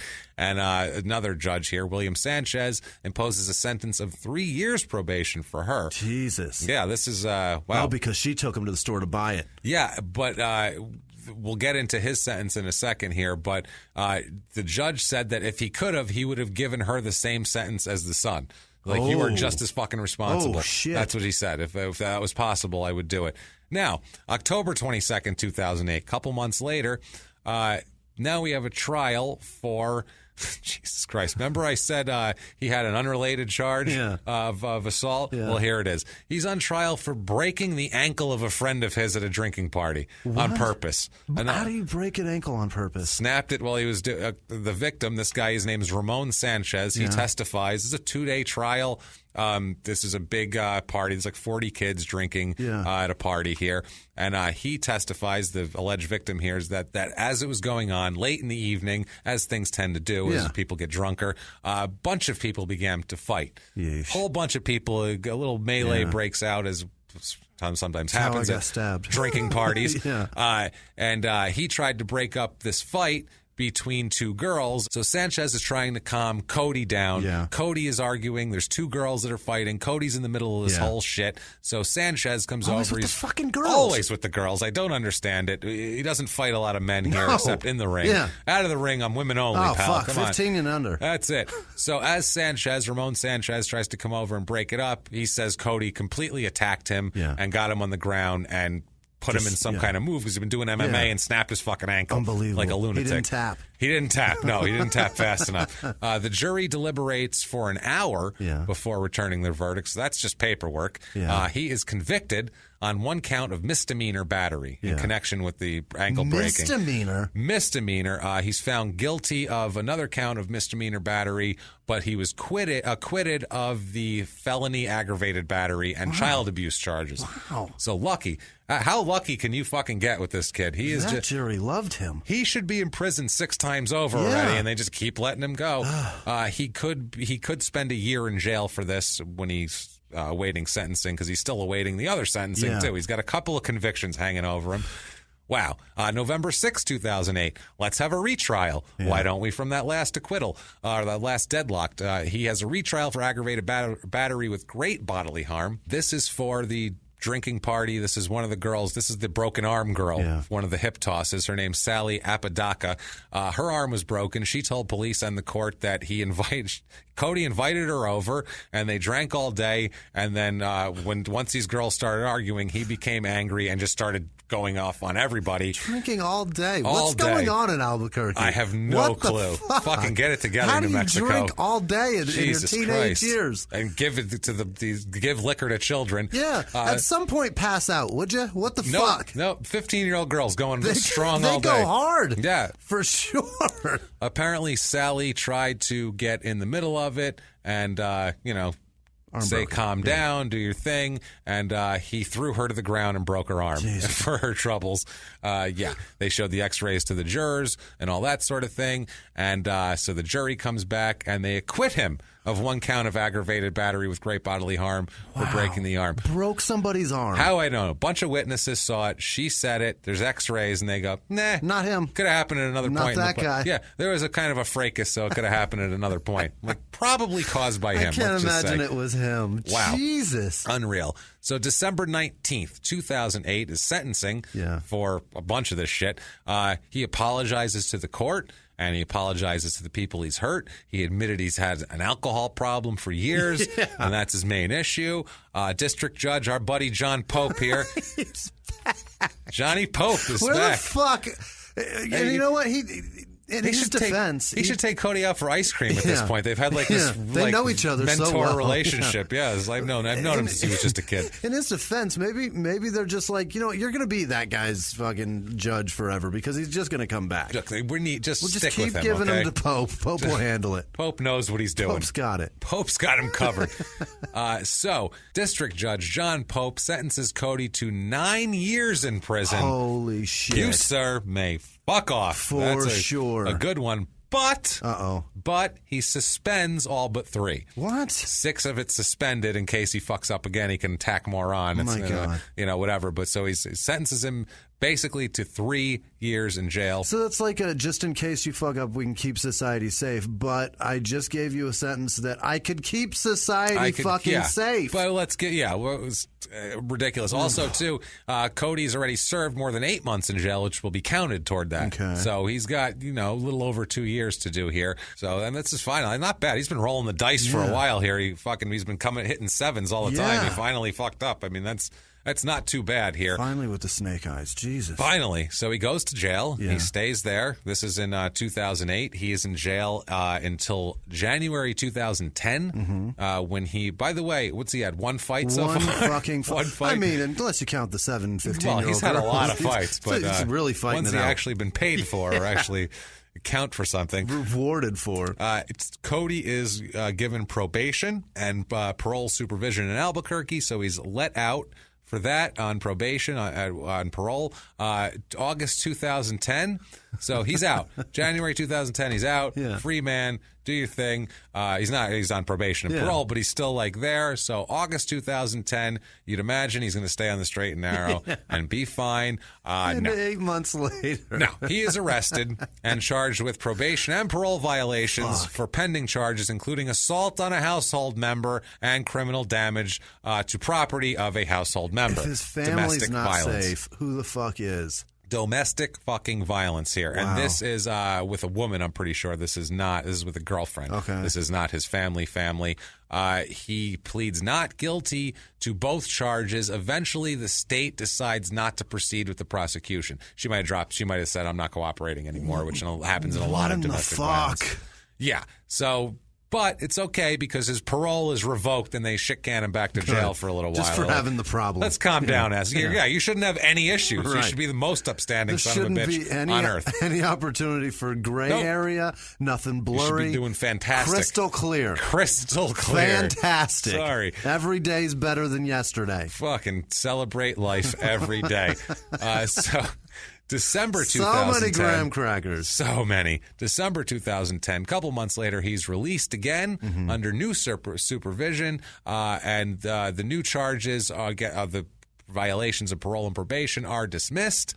October 2011, his parole expires, but probation status will continue on for a few more years. But parole expires. He's ready to go. He can leave the state and shit like that. He can go all the way to Lubbock, Texas. Oh boy! On November 11th, Jesus, 2011. Oof, the Garden Center of America. November 11, 2011 for SF21, which stands for Shark Fights 21. Jesus. Which is a stupid shit name for an MMA card. He hasn't fought in anything that sounds great. No, he won't for a while. All right. This is at the Fair Park Coliseum in Lubbock, Texas, which sounds terrible. The main event on this show is actually Bobby Lashley versus a guy named Carl Noth. Bobby Lashley was a popular wrestler that went to MMA. For people that are out of the country, Lubbock, Texas is historically known as a shithole. And it's a dump. so Sorry, shitty. Texas, but it's Lubbock so sucks. shitty that country singers sing about it as a shit gig. Yeah. It's my Lubbock life was on the skids. I was living in Lubbock, Texas. That's the shit. Lubbock and Amarillo could fight to the death for shittiest town. Isn't Lubbock where Neil Diamond was in the jazz singer, where they went and found him singing in a little bar with a huge cowboy hat on after he disappeared from L.A.? All right, love on the rocks. Nothing. You can say the word Lubbock describing anything. You can, and I'll just assume it's shit. Would you like a Lubbock's beer? A Lubbock's beer? No, I would not. I don't want anything from Lubbock. Thank you. That's very cheap. Piss water. I'm sure. No. On this card, Cody fights Nielsen Clementino. Yeah, he's a big guy, 6'7", 261-pound. Big son of a bitch. 6-5 career record for Clementino. Cody wins with a TKO with punches in a minute 45 of round one. He's a punching motherfucker. He's a punching dude. It's odd because he comes from a wrestling background, but he really gets into. Except for when he fights his dad. Except for when he fights his dad. But he throws punches a lot, and most of his wins come from punches. And I watched him. He's a good striker. He got a good hard punch. You can tell he can throw. Now February 11th, 2012. Jesus, this fucking guy, man. Probation and parole officers conduct a home visit to Cody's address and discover that he is not residing there, even though he says he's residing there in the court documents, and he needs to be residing where he says he is for this whole thing. So February 13th, 2012. In addition to this, there's also several other instances that are documented where he wasn't staying at his approved address, so he's ordered to appear at his mistakes are so dumb. They're so dumb. He's told to come to probation and parole office on the Monday after that, where he's placed under arrest and taken back to jail, where he fucking belongs. Where we'll know where you live. Where we will know where the fuck you live. He serves a grand total of 3 days in jail from that. So he's going, but he's sitting there in jail, and I don't know. Would you even process this if you're him? That's the thing. I mean, he hasn't processed anything yet. Is it just in and out? Is it like being drunk and just kind of you're just floating by, like you fall down, you get up, you don't notice your legs bleeding? Like, is that what it is? I can't figure for the life of me. His whole life just a weird alcohol haze. He's dumb. He's very dumb and dense, and he doesn't absorb what normal people absorb. No, at all. That's the thing. He's just sitting in jail like an asshole constantly, constantly in this gray cell, staring at a brick wall, trying to gather. How did I get here? Why am I? What the fuck did I do here? What am I here for? It's weird too. And then the one day, like the door opens, he thinks it's a new cellmate, and it's Dexter Manley, interior decorator from New York City, and he says, "How is it you've come to arrive here? Why are you here? What you doing? You got parents they take care of you, but you don't matter to you. You hip tossing girls all over the place. Why? You want to hip toss somebody, darling? You come hip toss me, big guy, because I'll tell you what, I could take a hip toss now. Not like these little 15-year-old girls. You come see Dexter Manley if you want somebody that could take something, if you know what I mean. By the way, we need to fix this up in here. It's very drab in here. It's very drab. I need to get some. If we could put a drape on I gotta go. Never mind. I'm sorry. And poof, and a puff of glitter and purple smoke. He's gone. Before he can call him a fag. Yeah, Cody was just a bit hit that he was like, what are you doing here? Where'd you go? See, that's the thing. And Cody was pissed too because he's like, this is why I like calling people gay. This is what I do. I'm a meathead and I call people gay and I make fun of gays. So I really wanted to make fun of that guy, even though he wasn't specifically explicit about his sexual orientation. I'm pretty sure he might be gay. I don't know. He told me he'd take it. He told me he'd take it. I don't know if he meant a hip toss. He's very ambiguous, this guy. I don't understand it. That's how Dexter Manley gets through life. You don't know about Dexter Manley. You don't know what he does with his life. Maybe he's straight. Maybe he's gay. Maybe it's none of your goddamn business. That's what it is. That's right, man. Dexter Manley's his own man. Don't fuck with him. So, March 10th, 2012. He's out of the pokey here, appropriately named. Yep. He's out of the pokey. He's fighting it. King of the Cage. Breakthrough is the event at the River Spirit Event Center in Tulsa, Oklahoma, where dreams come true. You betcha. He fights Jeff Carriman, who is a big guy, 6'6", 250, an 0-2 career record for him. Boy. So they are lining up the pros for him. This is his first fight, Jeff Carriman. Cody wins by submission with an arm triangle choke, which is that a move? Triangle. Yeah. An arm triangle? How do you... Okay, never mind. I'm not going to get into it. At 252 in round 3. Yeah. It's a weird name of a move. I don't like it. Like that, James. It's a triangle. Oh, with your arm, not with their arm. No. Gotcha. So it's a fucking... so it's a chin lock? Right. You're fucking putting someone in a sleeper hold. Yeah. Sorry, MMA. You're putting someone in a Hulk Hogan sleeper hold. You can fucking goddamn call it. You're using Adrian Adonis' finishing move. Do you understand that? That's not fair. Only 80s wrestling fans will get that. Anyway, Gorilla Monsoon would get very excited. Oh, there it is. Okay, so he's fighting this idiot. Yeah. He submits him in round 3, so it takes a while. 252 in round 3. That was on March 10th. Very next month, April 14th. We have King of the Cage, Bad Intentions 2. Yeah. It's at the WinStar World Casino in Thackerville, Oklahoma. You betcha. Where anything good happens, really. That's where it all happens, in Thackerville, Oklahoma. Is the Midwest New York City. I was going to say, I believe they call that the Sunset Strip of the Midwest, I believe, of the Bible Belt. It's very Fifth Avenue. Definitely. It's so cosmopolitan. This is such an amazingly prestigious event that Cody's already in a main event here. Holy shit. Against a guy named Tony Lopez, who's 55 and 25 I thought career. you were going to say who was 15. No, he's 15 years old. He's a girl, and he's been drinking heavily since 9 a.m. Cody hip-tossed him twice.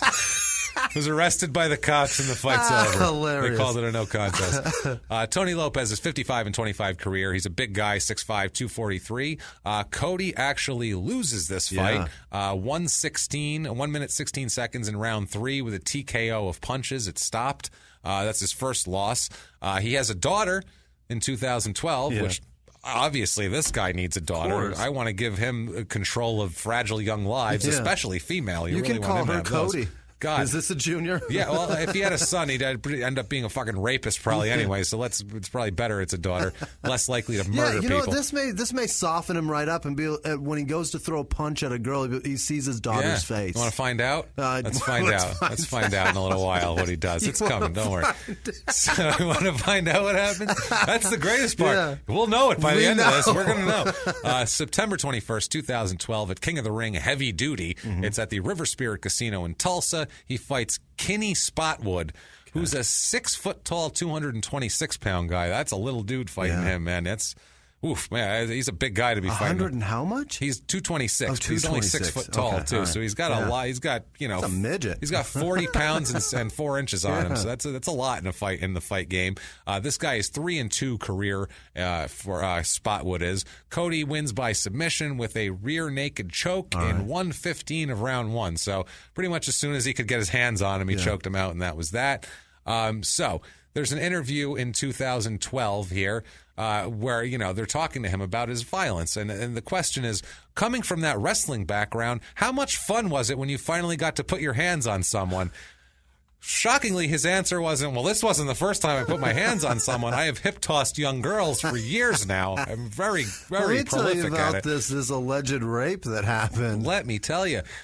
But let's find out what he's actually said in their own words. Yeah. Quote, "At first, I would just take people down and I would forget you could punch him. And then my coach would be screaming at me, punch him, punch him. So I started punching him, started adding more and more, and got my boxing coach and my kickboxing coach. So now I'm pretty well rounded." How do you train to fight and then as soon as you get in the ring, forget that you can punch you're people? Allowed to punch? You forget how to fight? That's why you train. That's crazy. What the fuck? That's He's like not Muhammad bright. Ali walking in there and starting just insulting people. And they're like, no, you can punch him. I can? I can't? Shit. Oh, this is That's great. Crazy. I thought I just had to talk shit and make him leave voluntarily. All right, well, I thought I was just going to call him fat and tell him he's ugly. I was trying to embarrass him. I thought that was the deal here.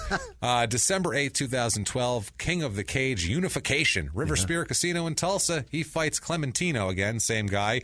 Cody, same result, wins with punches, TKO at 1 minute 45 seconds of round 1. It's a terribly named fight, by the way. Like, that's the opposite of what you want to do. Unification. You want to knock somebody out and fucking... I think it was of titles, okay. unifying titles. I got you. That sort of All thing. right. Yeah, unification. Like they're going to come together and find some common ground and sing Kumbaya after they punch each other's faces off. They're going to solve some political differences, maybe some racial divide. They're going to get this country together. We'll see. Through punching each other in the fucking face. I think if anyone can do it, it's Cody.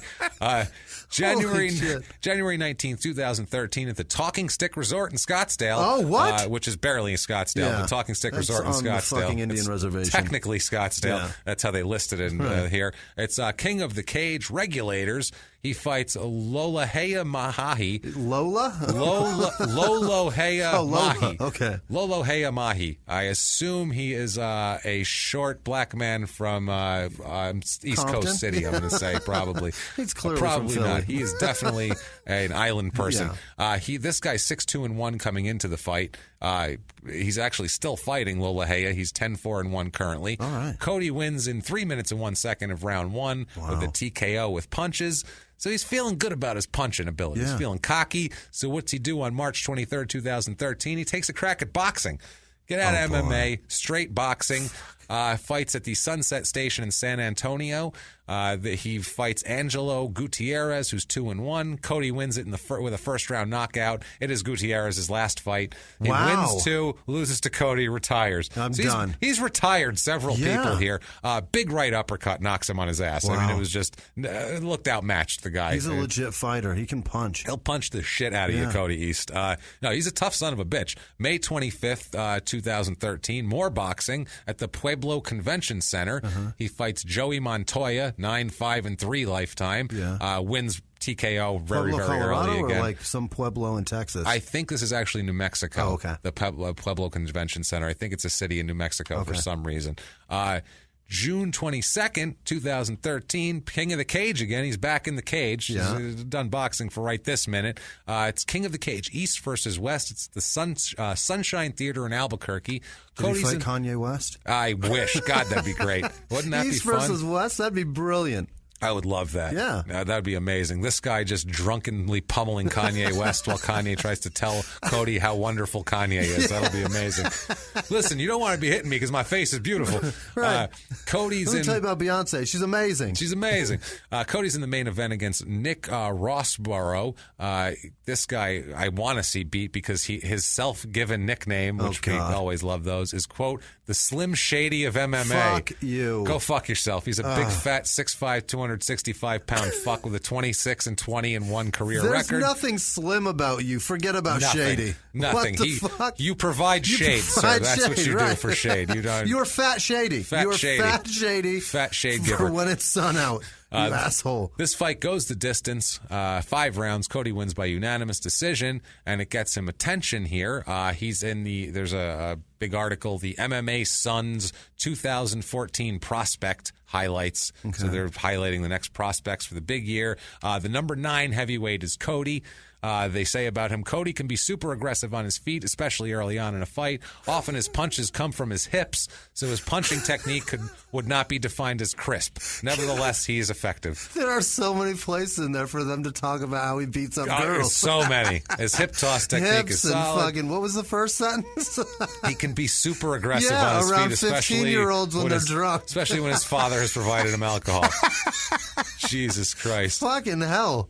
He fights December 6th, 2013. It's at the Fresquez Productions Havoc show. It's on the Route 66 Casino in Albuquerque, New Mexico. Main event of this fight was Holly Holm. Holly Holm versus Angela Hayes.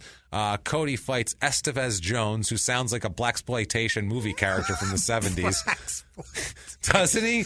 That is maybe the greatest word ever. That's so funny. It is. It's totally like blaxploitation. Estevez Jones got the neighborhood hooked on that junk, man. We got to stop him.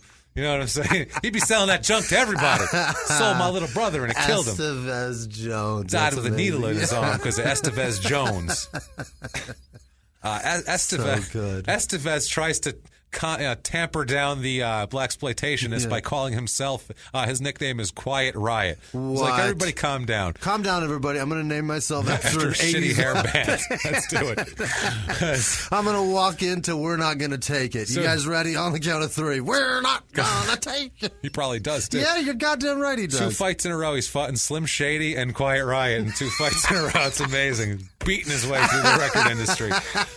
This guy's 6'2", 205, so a lot lighter. Cody's got 60 pounds on him. He's 8-7 career. His next opponent is Rat.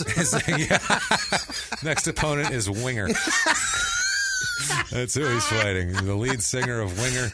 That's funny because the 80s bands are fucking great for nicknames. Oh, they're hilarious. Can you, like, all of them. Like Skid Row, that's great. That's a great nickname. That is a great nickname. That's terrific. Poison. Fuck yeah. It's a good one. Fucking Motley Crue. It's a good name.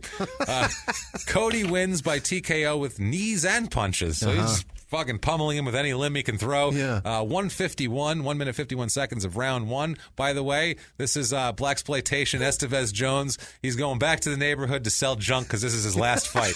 He retires Estevez Jones. Another one. Retires him October 17th, 2014, LFC 36. That is Legacy Fighting Championships at the Allen Event Center in Allen, Texas. It's just a guy named Allen's Dusty Ranch, I feel like. You all can fight in my ranch. You're like, thanks, Allen. This is the Allen Event Center in Allen, Texas. Cody's the main event fighting. Feed the hogs while you're out there. Somebody do it when you're done with your fight now. This is good. Pay your way. Pull your weight. That's what I'm trying to get for. Do your share. He fights in the main event, Cody does, versus Vernon Wells, who's 4-3 career. Cody wins by TKO with punches, 3 minutes and 26 seconds of round 1. Guess what? This is Lewis's last fight. Really? Again, retires Lewis, too. So he's just going on a course of... Lewis? I thought you said Vernon Wells. Vernon Lewis. Vernon Wells is a baseball player that played for the Blue Jays for years. Did I say Vernon Wells? Yeah. If I see Vernon at sports, I automatically think Vernon Wells. He fought the ex-Blue Jay center fielder Vernon Wells to a TKO. Vernon Wells sounded like terrible. Did he take his glasses off before this fight? He also beat Joe Carter after that. Fuck, man. And Jay Bell came out. It was the fucking... He beat Kelly Gruber really, really bad from the 80s. That's a deep. So far, you've got an Kelly Adrian Gruber. Adonis and a Kelly Gruber Unbelievable. reference in this whole thing. No podcast on earth is talking about Kelly Gruber. No, and fucking who else? Yeah, no. Vernon Wells? Vernon Wells, Never Kelly up. Gruber, and Adrian Adonis, and what his finishing move is. Not at the same time. It's never happening. So, January 22nd, 2015, he does an interview, Cody does, saying he just wants to box. Yeah. By the way, the last fight where he fought Wells, that was for the vacant Legacy Fight Championship heavyweight belt. So he's the heavyweight champion of these people. And he's saying he just wants to box. He's in MMA, he's 9-1. Yeah. But, you know, he's like, I'm just thinking about boxing. He likes working with his hands. His boxing coach says, quote, he's the guy. He's very, very smart now that he is intelligent about his fighting. I am trying to bring back the head movement that's kind of been lost in the heavyweight division. He says... Cody says, in their own words, quote, I'm going to stick to boxing. I still have a contract with Legacy, so I have to fulfill my agreement with them. But after July, I will be focusing more on boxing. I have my wife, my daughter, and another daughter on the way. Yep. I coach high school wrestling team, Valley High School, trying to give back to the community. Yeah, keep that guy around high school kids. I go to juvenile detention centers and talk to kids because a lot of people haven't been there, and I have been there. You just need to fight through it, and if I can do it, they can do it. God damn it, he needs to stay. What's his fascination with fucking high school kids? I don't know. That's the thing. He needs to be around them and in physical confrontations with them. Yeah. It's so weird. January 24, 2015 is another boxing match here. Buffalo Thunder Casino. Fuck yeah. In Poac, New Mexico. Wow. Yeah. Holy shit. That is POWOC or some shit? POJOAQUE. Fuck you. Exactly. That's the town. I gave it the best I can. That's the best college if you try tweet ever. me with the real pronunciation, Don't I will give a shit. fucking block you. I swear to God. No, I won't block you. I'm going to find out where you are and harass you. I'm going to troll you on Twitter constantly if you do this. I'll find you on Facebook. Oh, you're going to be a fucking nightmare. Get so many horrible and I'll turn my pictures. minions on you, and we have tons of them. Don't make me turn Jay Wedbetter on you because he's an asshole when he wants to be. Goddamn. Hilarious. Moving on here, he fights Manuel Easton, who was 2-5-1 at the time. He's still fighting Manuel Easton. He just lost by TKO in 2017, so he's going good here. March 21st, 2015, he's back in MMA. Legacy FC number 40 at Wild Bills in Duluth, Georgia, which, you know, that's classy. This is for the Legacy Championship. He beats Bryce Ratani Coe. His record is now 10-1. Coe is 4-3. This is Coe's second to last fight. Okay. So he's thinking about it. This put the idea in his head. Planted it. Also in 2015, his probation's up. Oh. So he's free off man. probation, free and clear, has another daughter. Oh, boy. In 2015 here. So he's got two kids now, two daughters. He's laying bricks during the day. Jesus. Also because these Legacy FC fights are not paying the bills, apparently, with two daughters. Yeah. So he's laying bricks during the day. I don't know if it's with his dad, the construction guy, or what. But November 21st, 2015 is GKO5. He has turned himself around. He has. He's got two jobs. He's got a day job now. and chasing a dream. Good now, Killing right? it. Everything's going to be fine. I think. it. You know what? This is all going to be a bright story from now on. I'm proud of him, too. I think everything's going to be fine from now on. In case you're listening, we're proud of you. Your father probably never said it because you punched him in the mouth. Yeah. But we're proud of you. This, from now on, crime and sports usually very negative. For the rest of the show, nothing but positive, right? I love it, yeah. Oh, okay. That never happened. This episode would be over if there was no more bad. So this is Global Knockout 5. This is at the Jackson Rancheria Casino Resort in Jackson, California, which sounds like it's just a building in the middle of fucking desert. Yep. He fights a guy named, God damn it, Cody fights Roy Boughton, better known as Black Dynamite. Jesus. Another blaxploitation character. I think the other guy was in the movie Black Dynamite. I think that's what happened. Black Dynamite starring Estevez Jones. That's what I want to see right there. Unbelievable. Boughton is 14-8. Cody wins by submission with punches. I don't know how that works. I guess the guy just gave up because everywhere I looked for like the time and round of this fight, 8 different sites, it all says 000 of round 0. Wow. So I don't know if they got in there. Cody was warming up shadow boxing. The guy said, never mind. Can't or what. do it. I don't know what Did the fuck you see it those is. punches? Yeah, exactly. 2016, there's a huge fluff video on him. Okay. fluff video on him.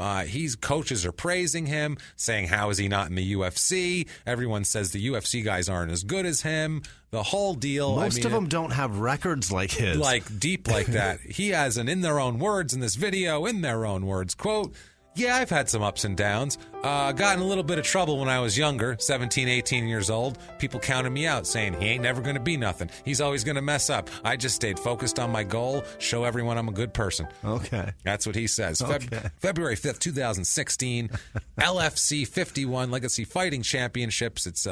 This is at the Grand Casino Hinckley in Hinckley, Minnesota. Okay. He is fighting. It might as well be Paris, Madrid. Yeah, like that's where London. That's where he's fighting. This Tokyo. is his Rio. This is his Rio.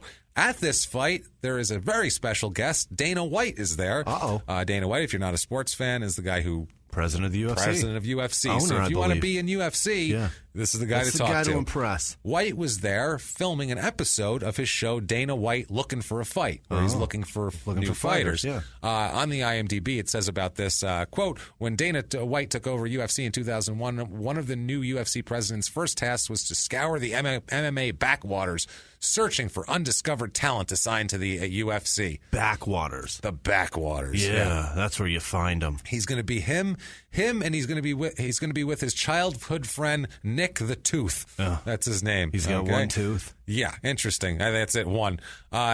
So this is the fight. Cody recalls that there was a lot of pressure on him because he knew that Dana White was in the building, which I would assume. So we have it in their own words about that.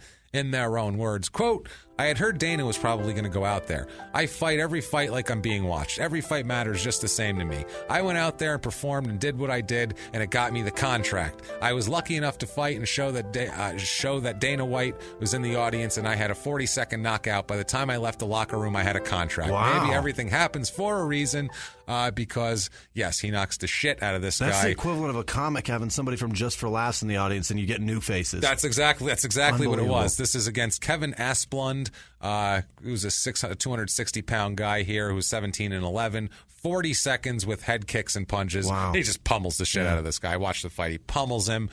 Dana White signs him immediately. They show like the interaction. He comes up and he's like, hey, man, let's get this going. Man. You know, I'd like to get you in there. Let's get this contract going. And Tyler's like, I'm ready to go. Or Cody's like, I'm ready to go. I want to call him Tyler so fucking bad.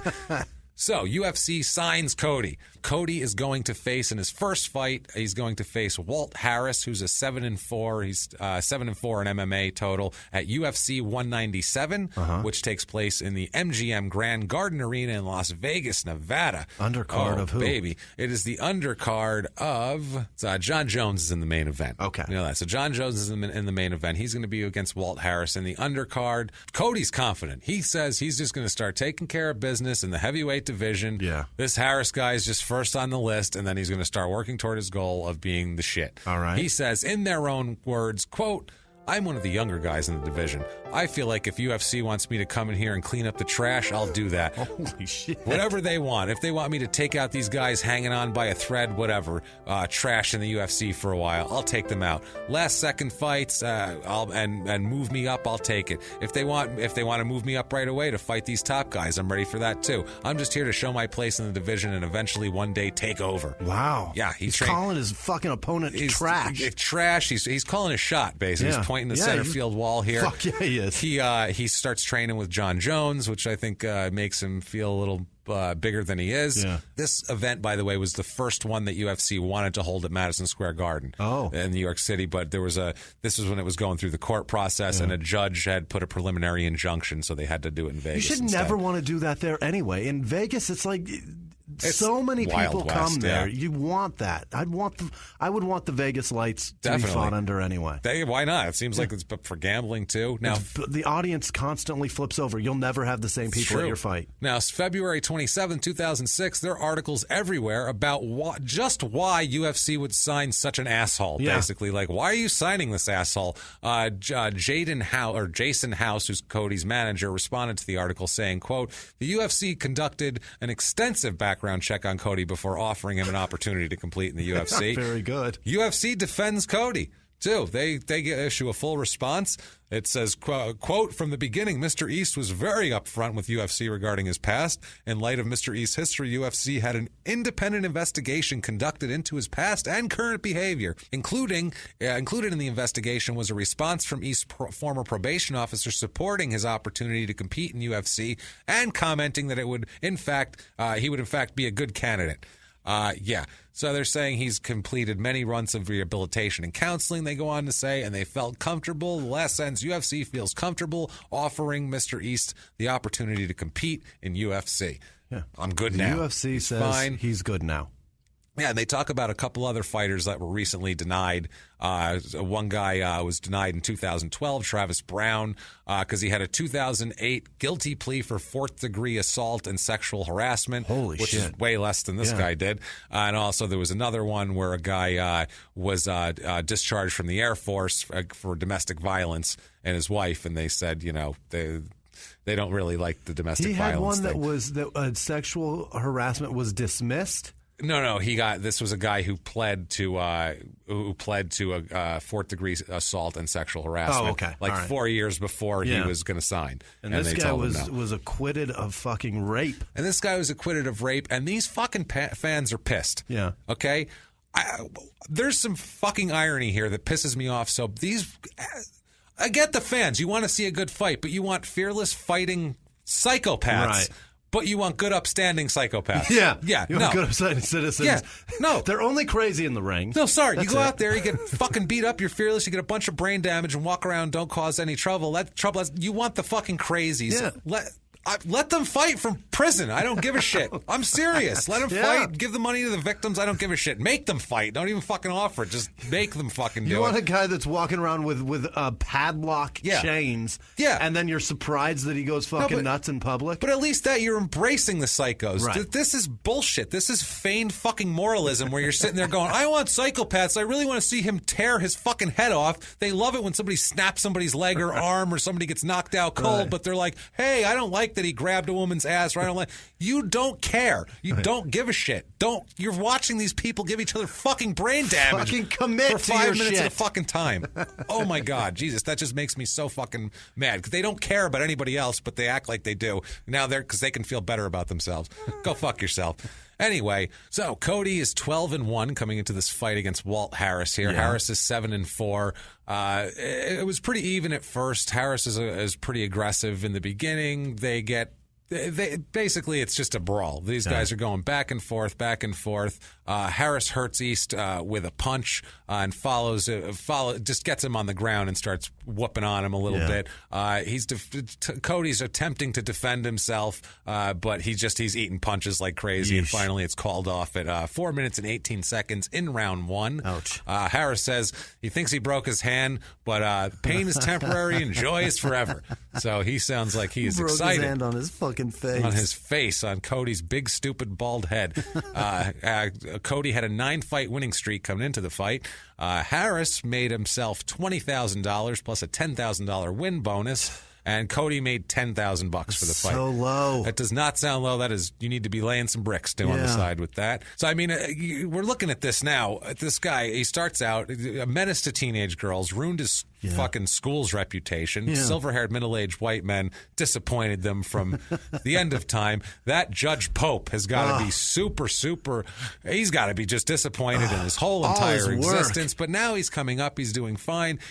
All of this shit now, there's women, there's people, he stomped his dad. I feel bad for all these people, Jimmy, all these people, but not nearly as bad as I feel for Cody East, a line cook at the Hollywood Casino of Baton Rouge, which sounds glamorous in Baton Rouge, Louisiana. Oh, you know it.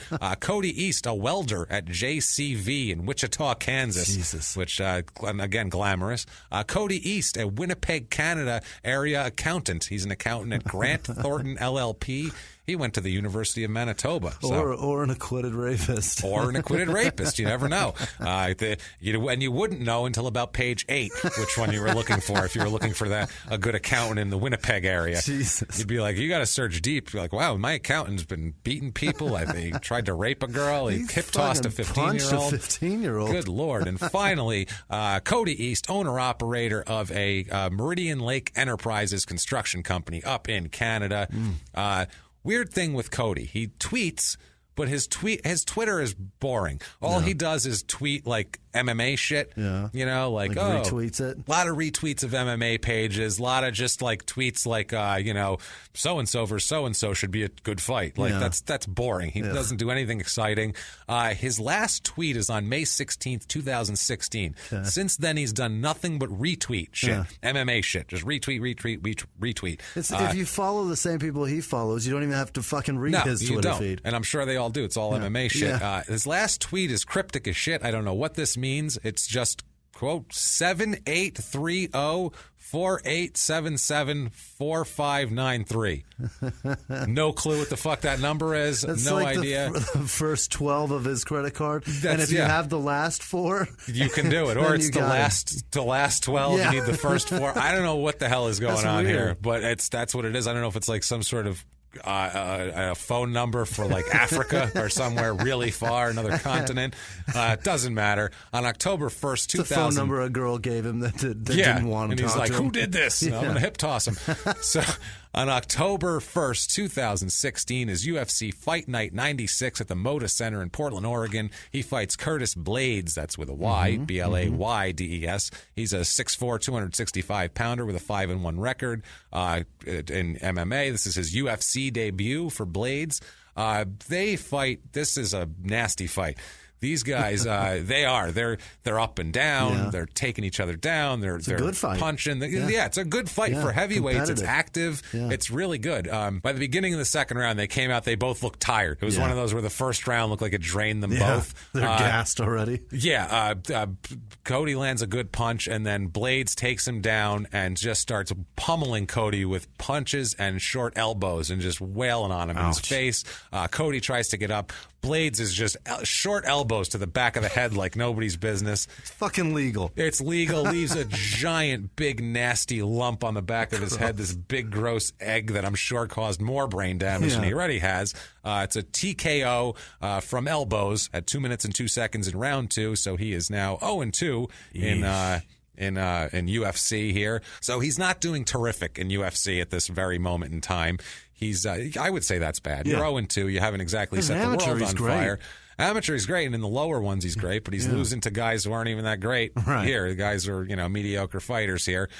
He says, but he's staying strong. This is what we have in their own words from Cody here. Cody says, in their own words, quote, "What I've learned from my experience is that one mistake can cause a lot of damage. You don't have to become the person that people make you out to be. Doesn't matter what anybody says about you or what they think about you. Just do you. That's what I did, and now I'm here. I've beat rape charges. Yeah. I've done me, and I've done people against their will, and I prefer me, apparently."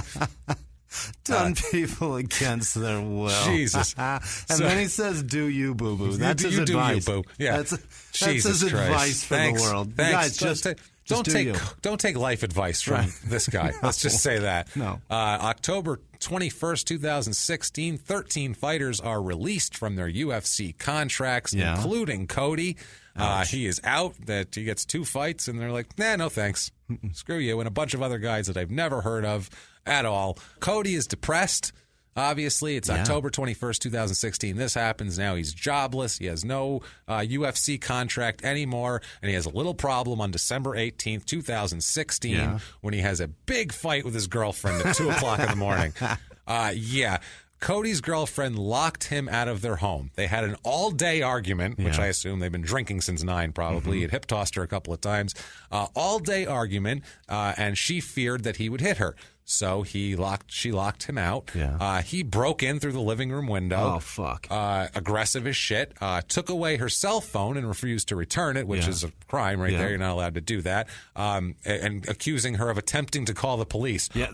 How dare you? Sir, that's the crime. You just admitted to the crime. Yeah, and it's funny because it's like, what the? Of course you would call the police. You're a giant lunatic trying to break in the fucking window. You're a fighter. Who's fighting right now? So, yeah, or was anyway when someone wanted to pay him to. No, fighting her. Oh, at fighting the her. moment. Yeah. She tries to hide in the bathroom, but he, of course, bursts in there and corners her in the bathroom. This is when it gets nasty. Okay, it hasn't even gotten nasty yet. He then kicks her multiple times in both legs. He's leg kicking her like he's fighting.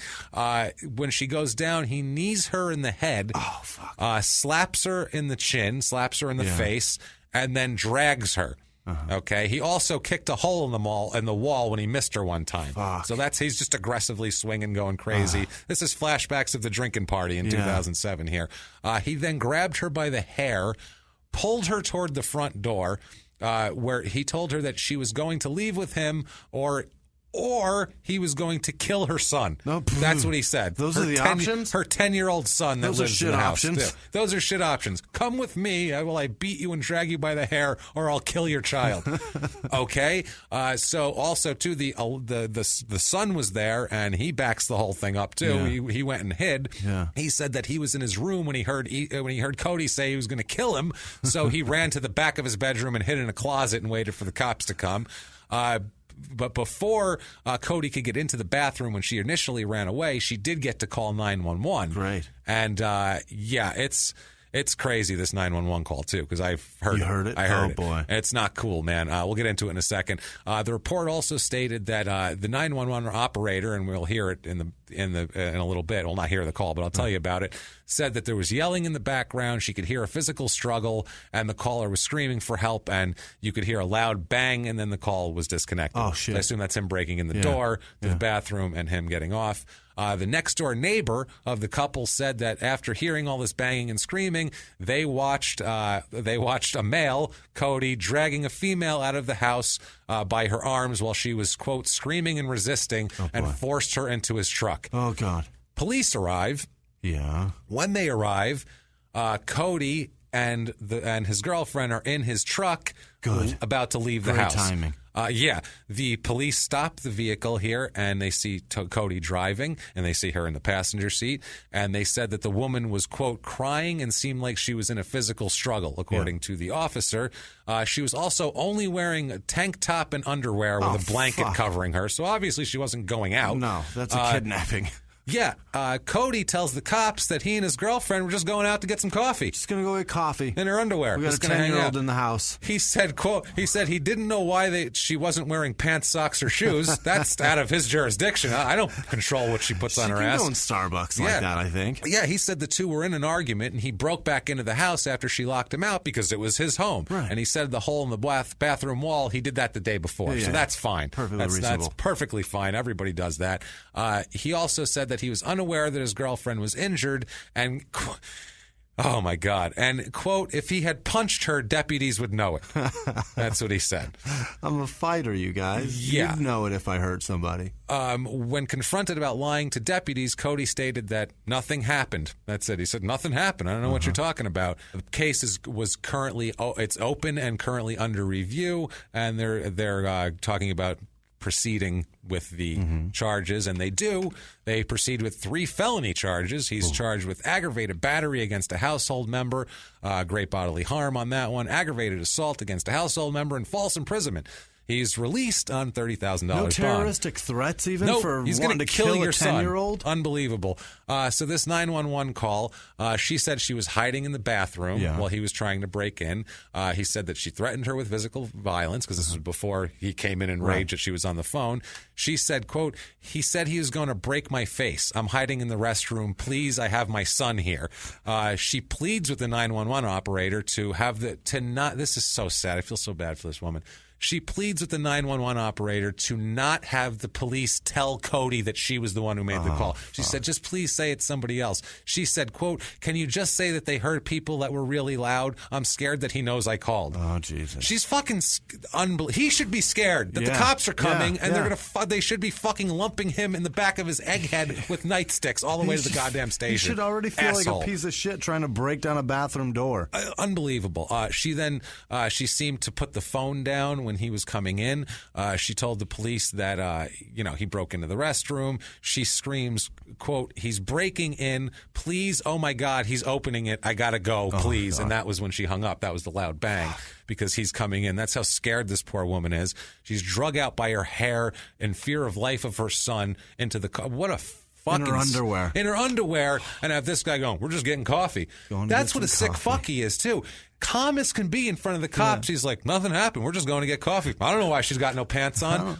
What the fuck, man? I need a macchiato. That's not even a psychopath. No. That's a guy calculating. This is ridiculous. March 27, 2017, he says he's going to put he's putting MMA on the back burner, and he's got his sights set on making another run in the boxing world. Jesus. No, keep it. We're good on your boxing. Thank you.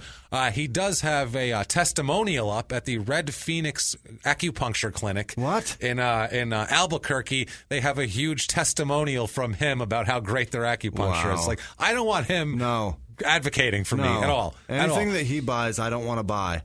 He keeps talking about it's a whole long thing that I know he didn't write and somebody probably wrote for him. He beat somebody into submission and made him write it. That's what it seems like here. Yeah, he's saying I train with professional fighters in Albuquerque and I've got to be ready to spar with world-class athletes on any given day and I can't perform my best on painkillers, so you need acupuncture. Surgery's not an option.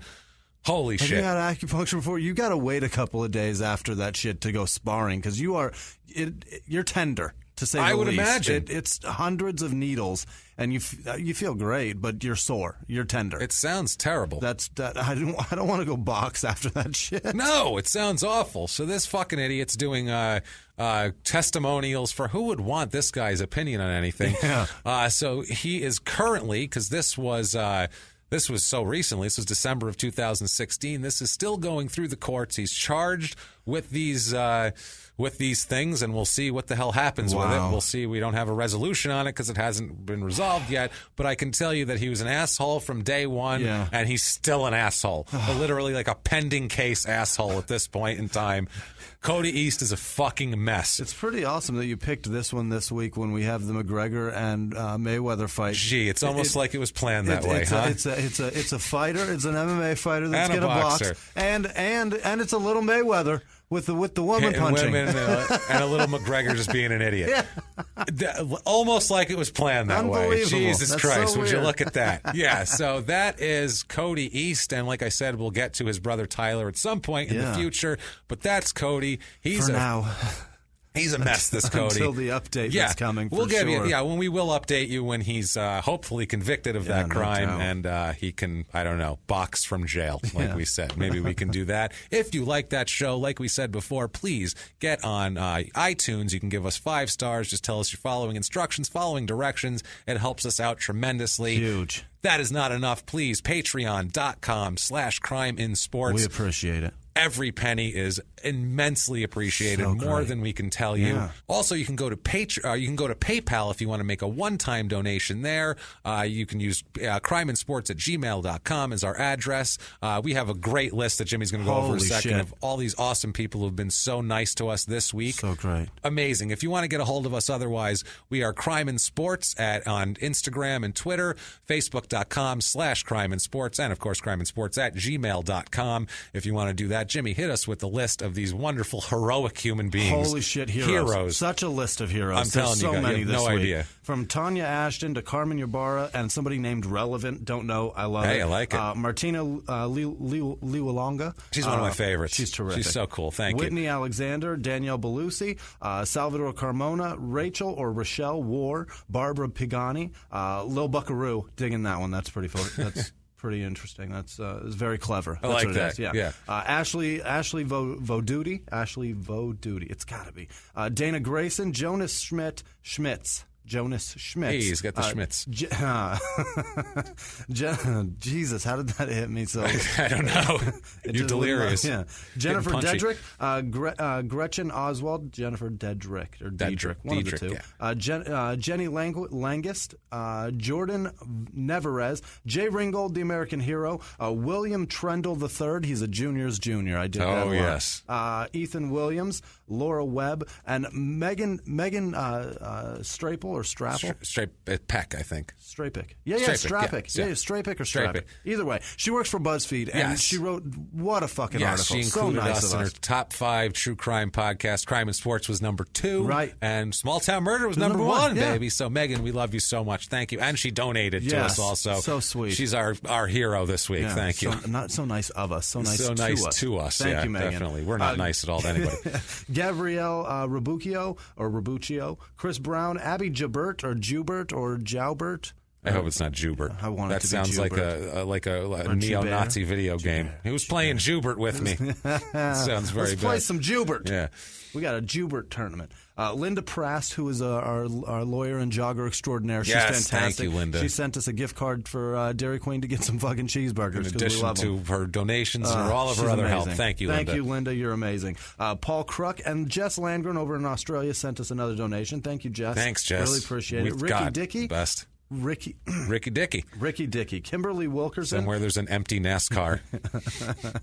Missing a Ricky Dickey. Or just sitting in the pit while he's over there on Patreon. Thank you, Ricky. Gisela Kwan, Katie Heisel, Shannon Nicole Rains, Zach Myers and Rachel Myers, and Rachel Myers, not Thanks, Myers. Zach and Rachel. Yeah, they're in Texas. Thank you we both. know them. Christina Tatone, or Tatone, I'm not sure yet.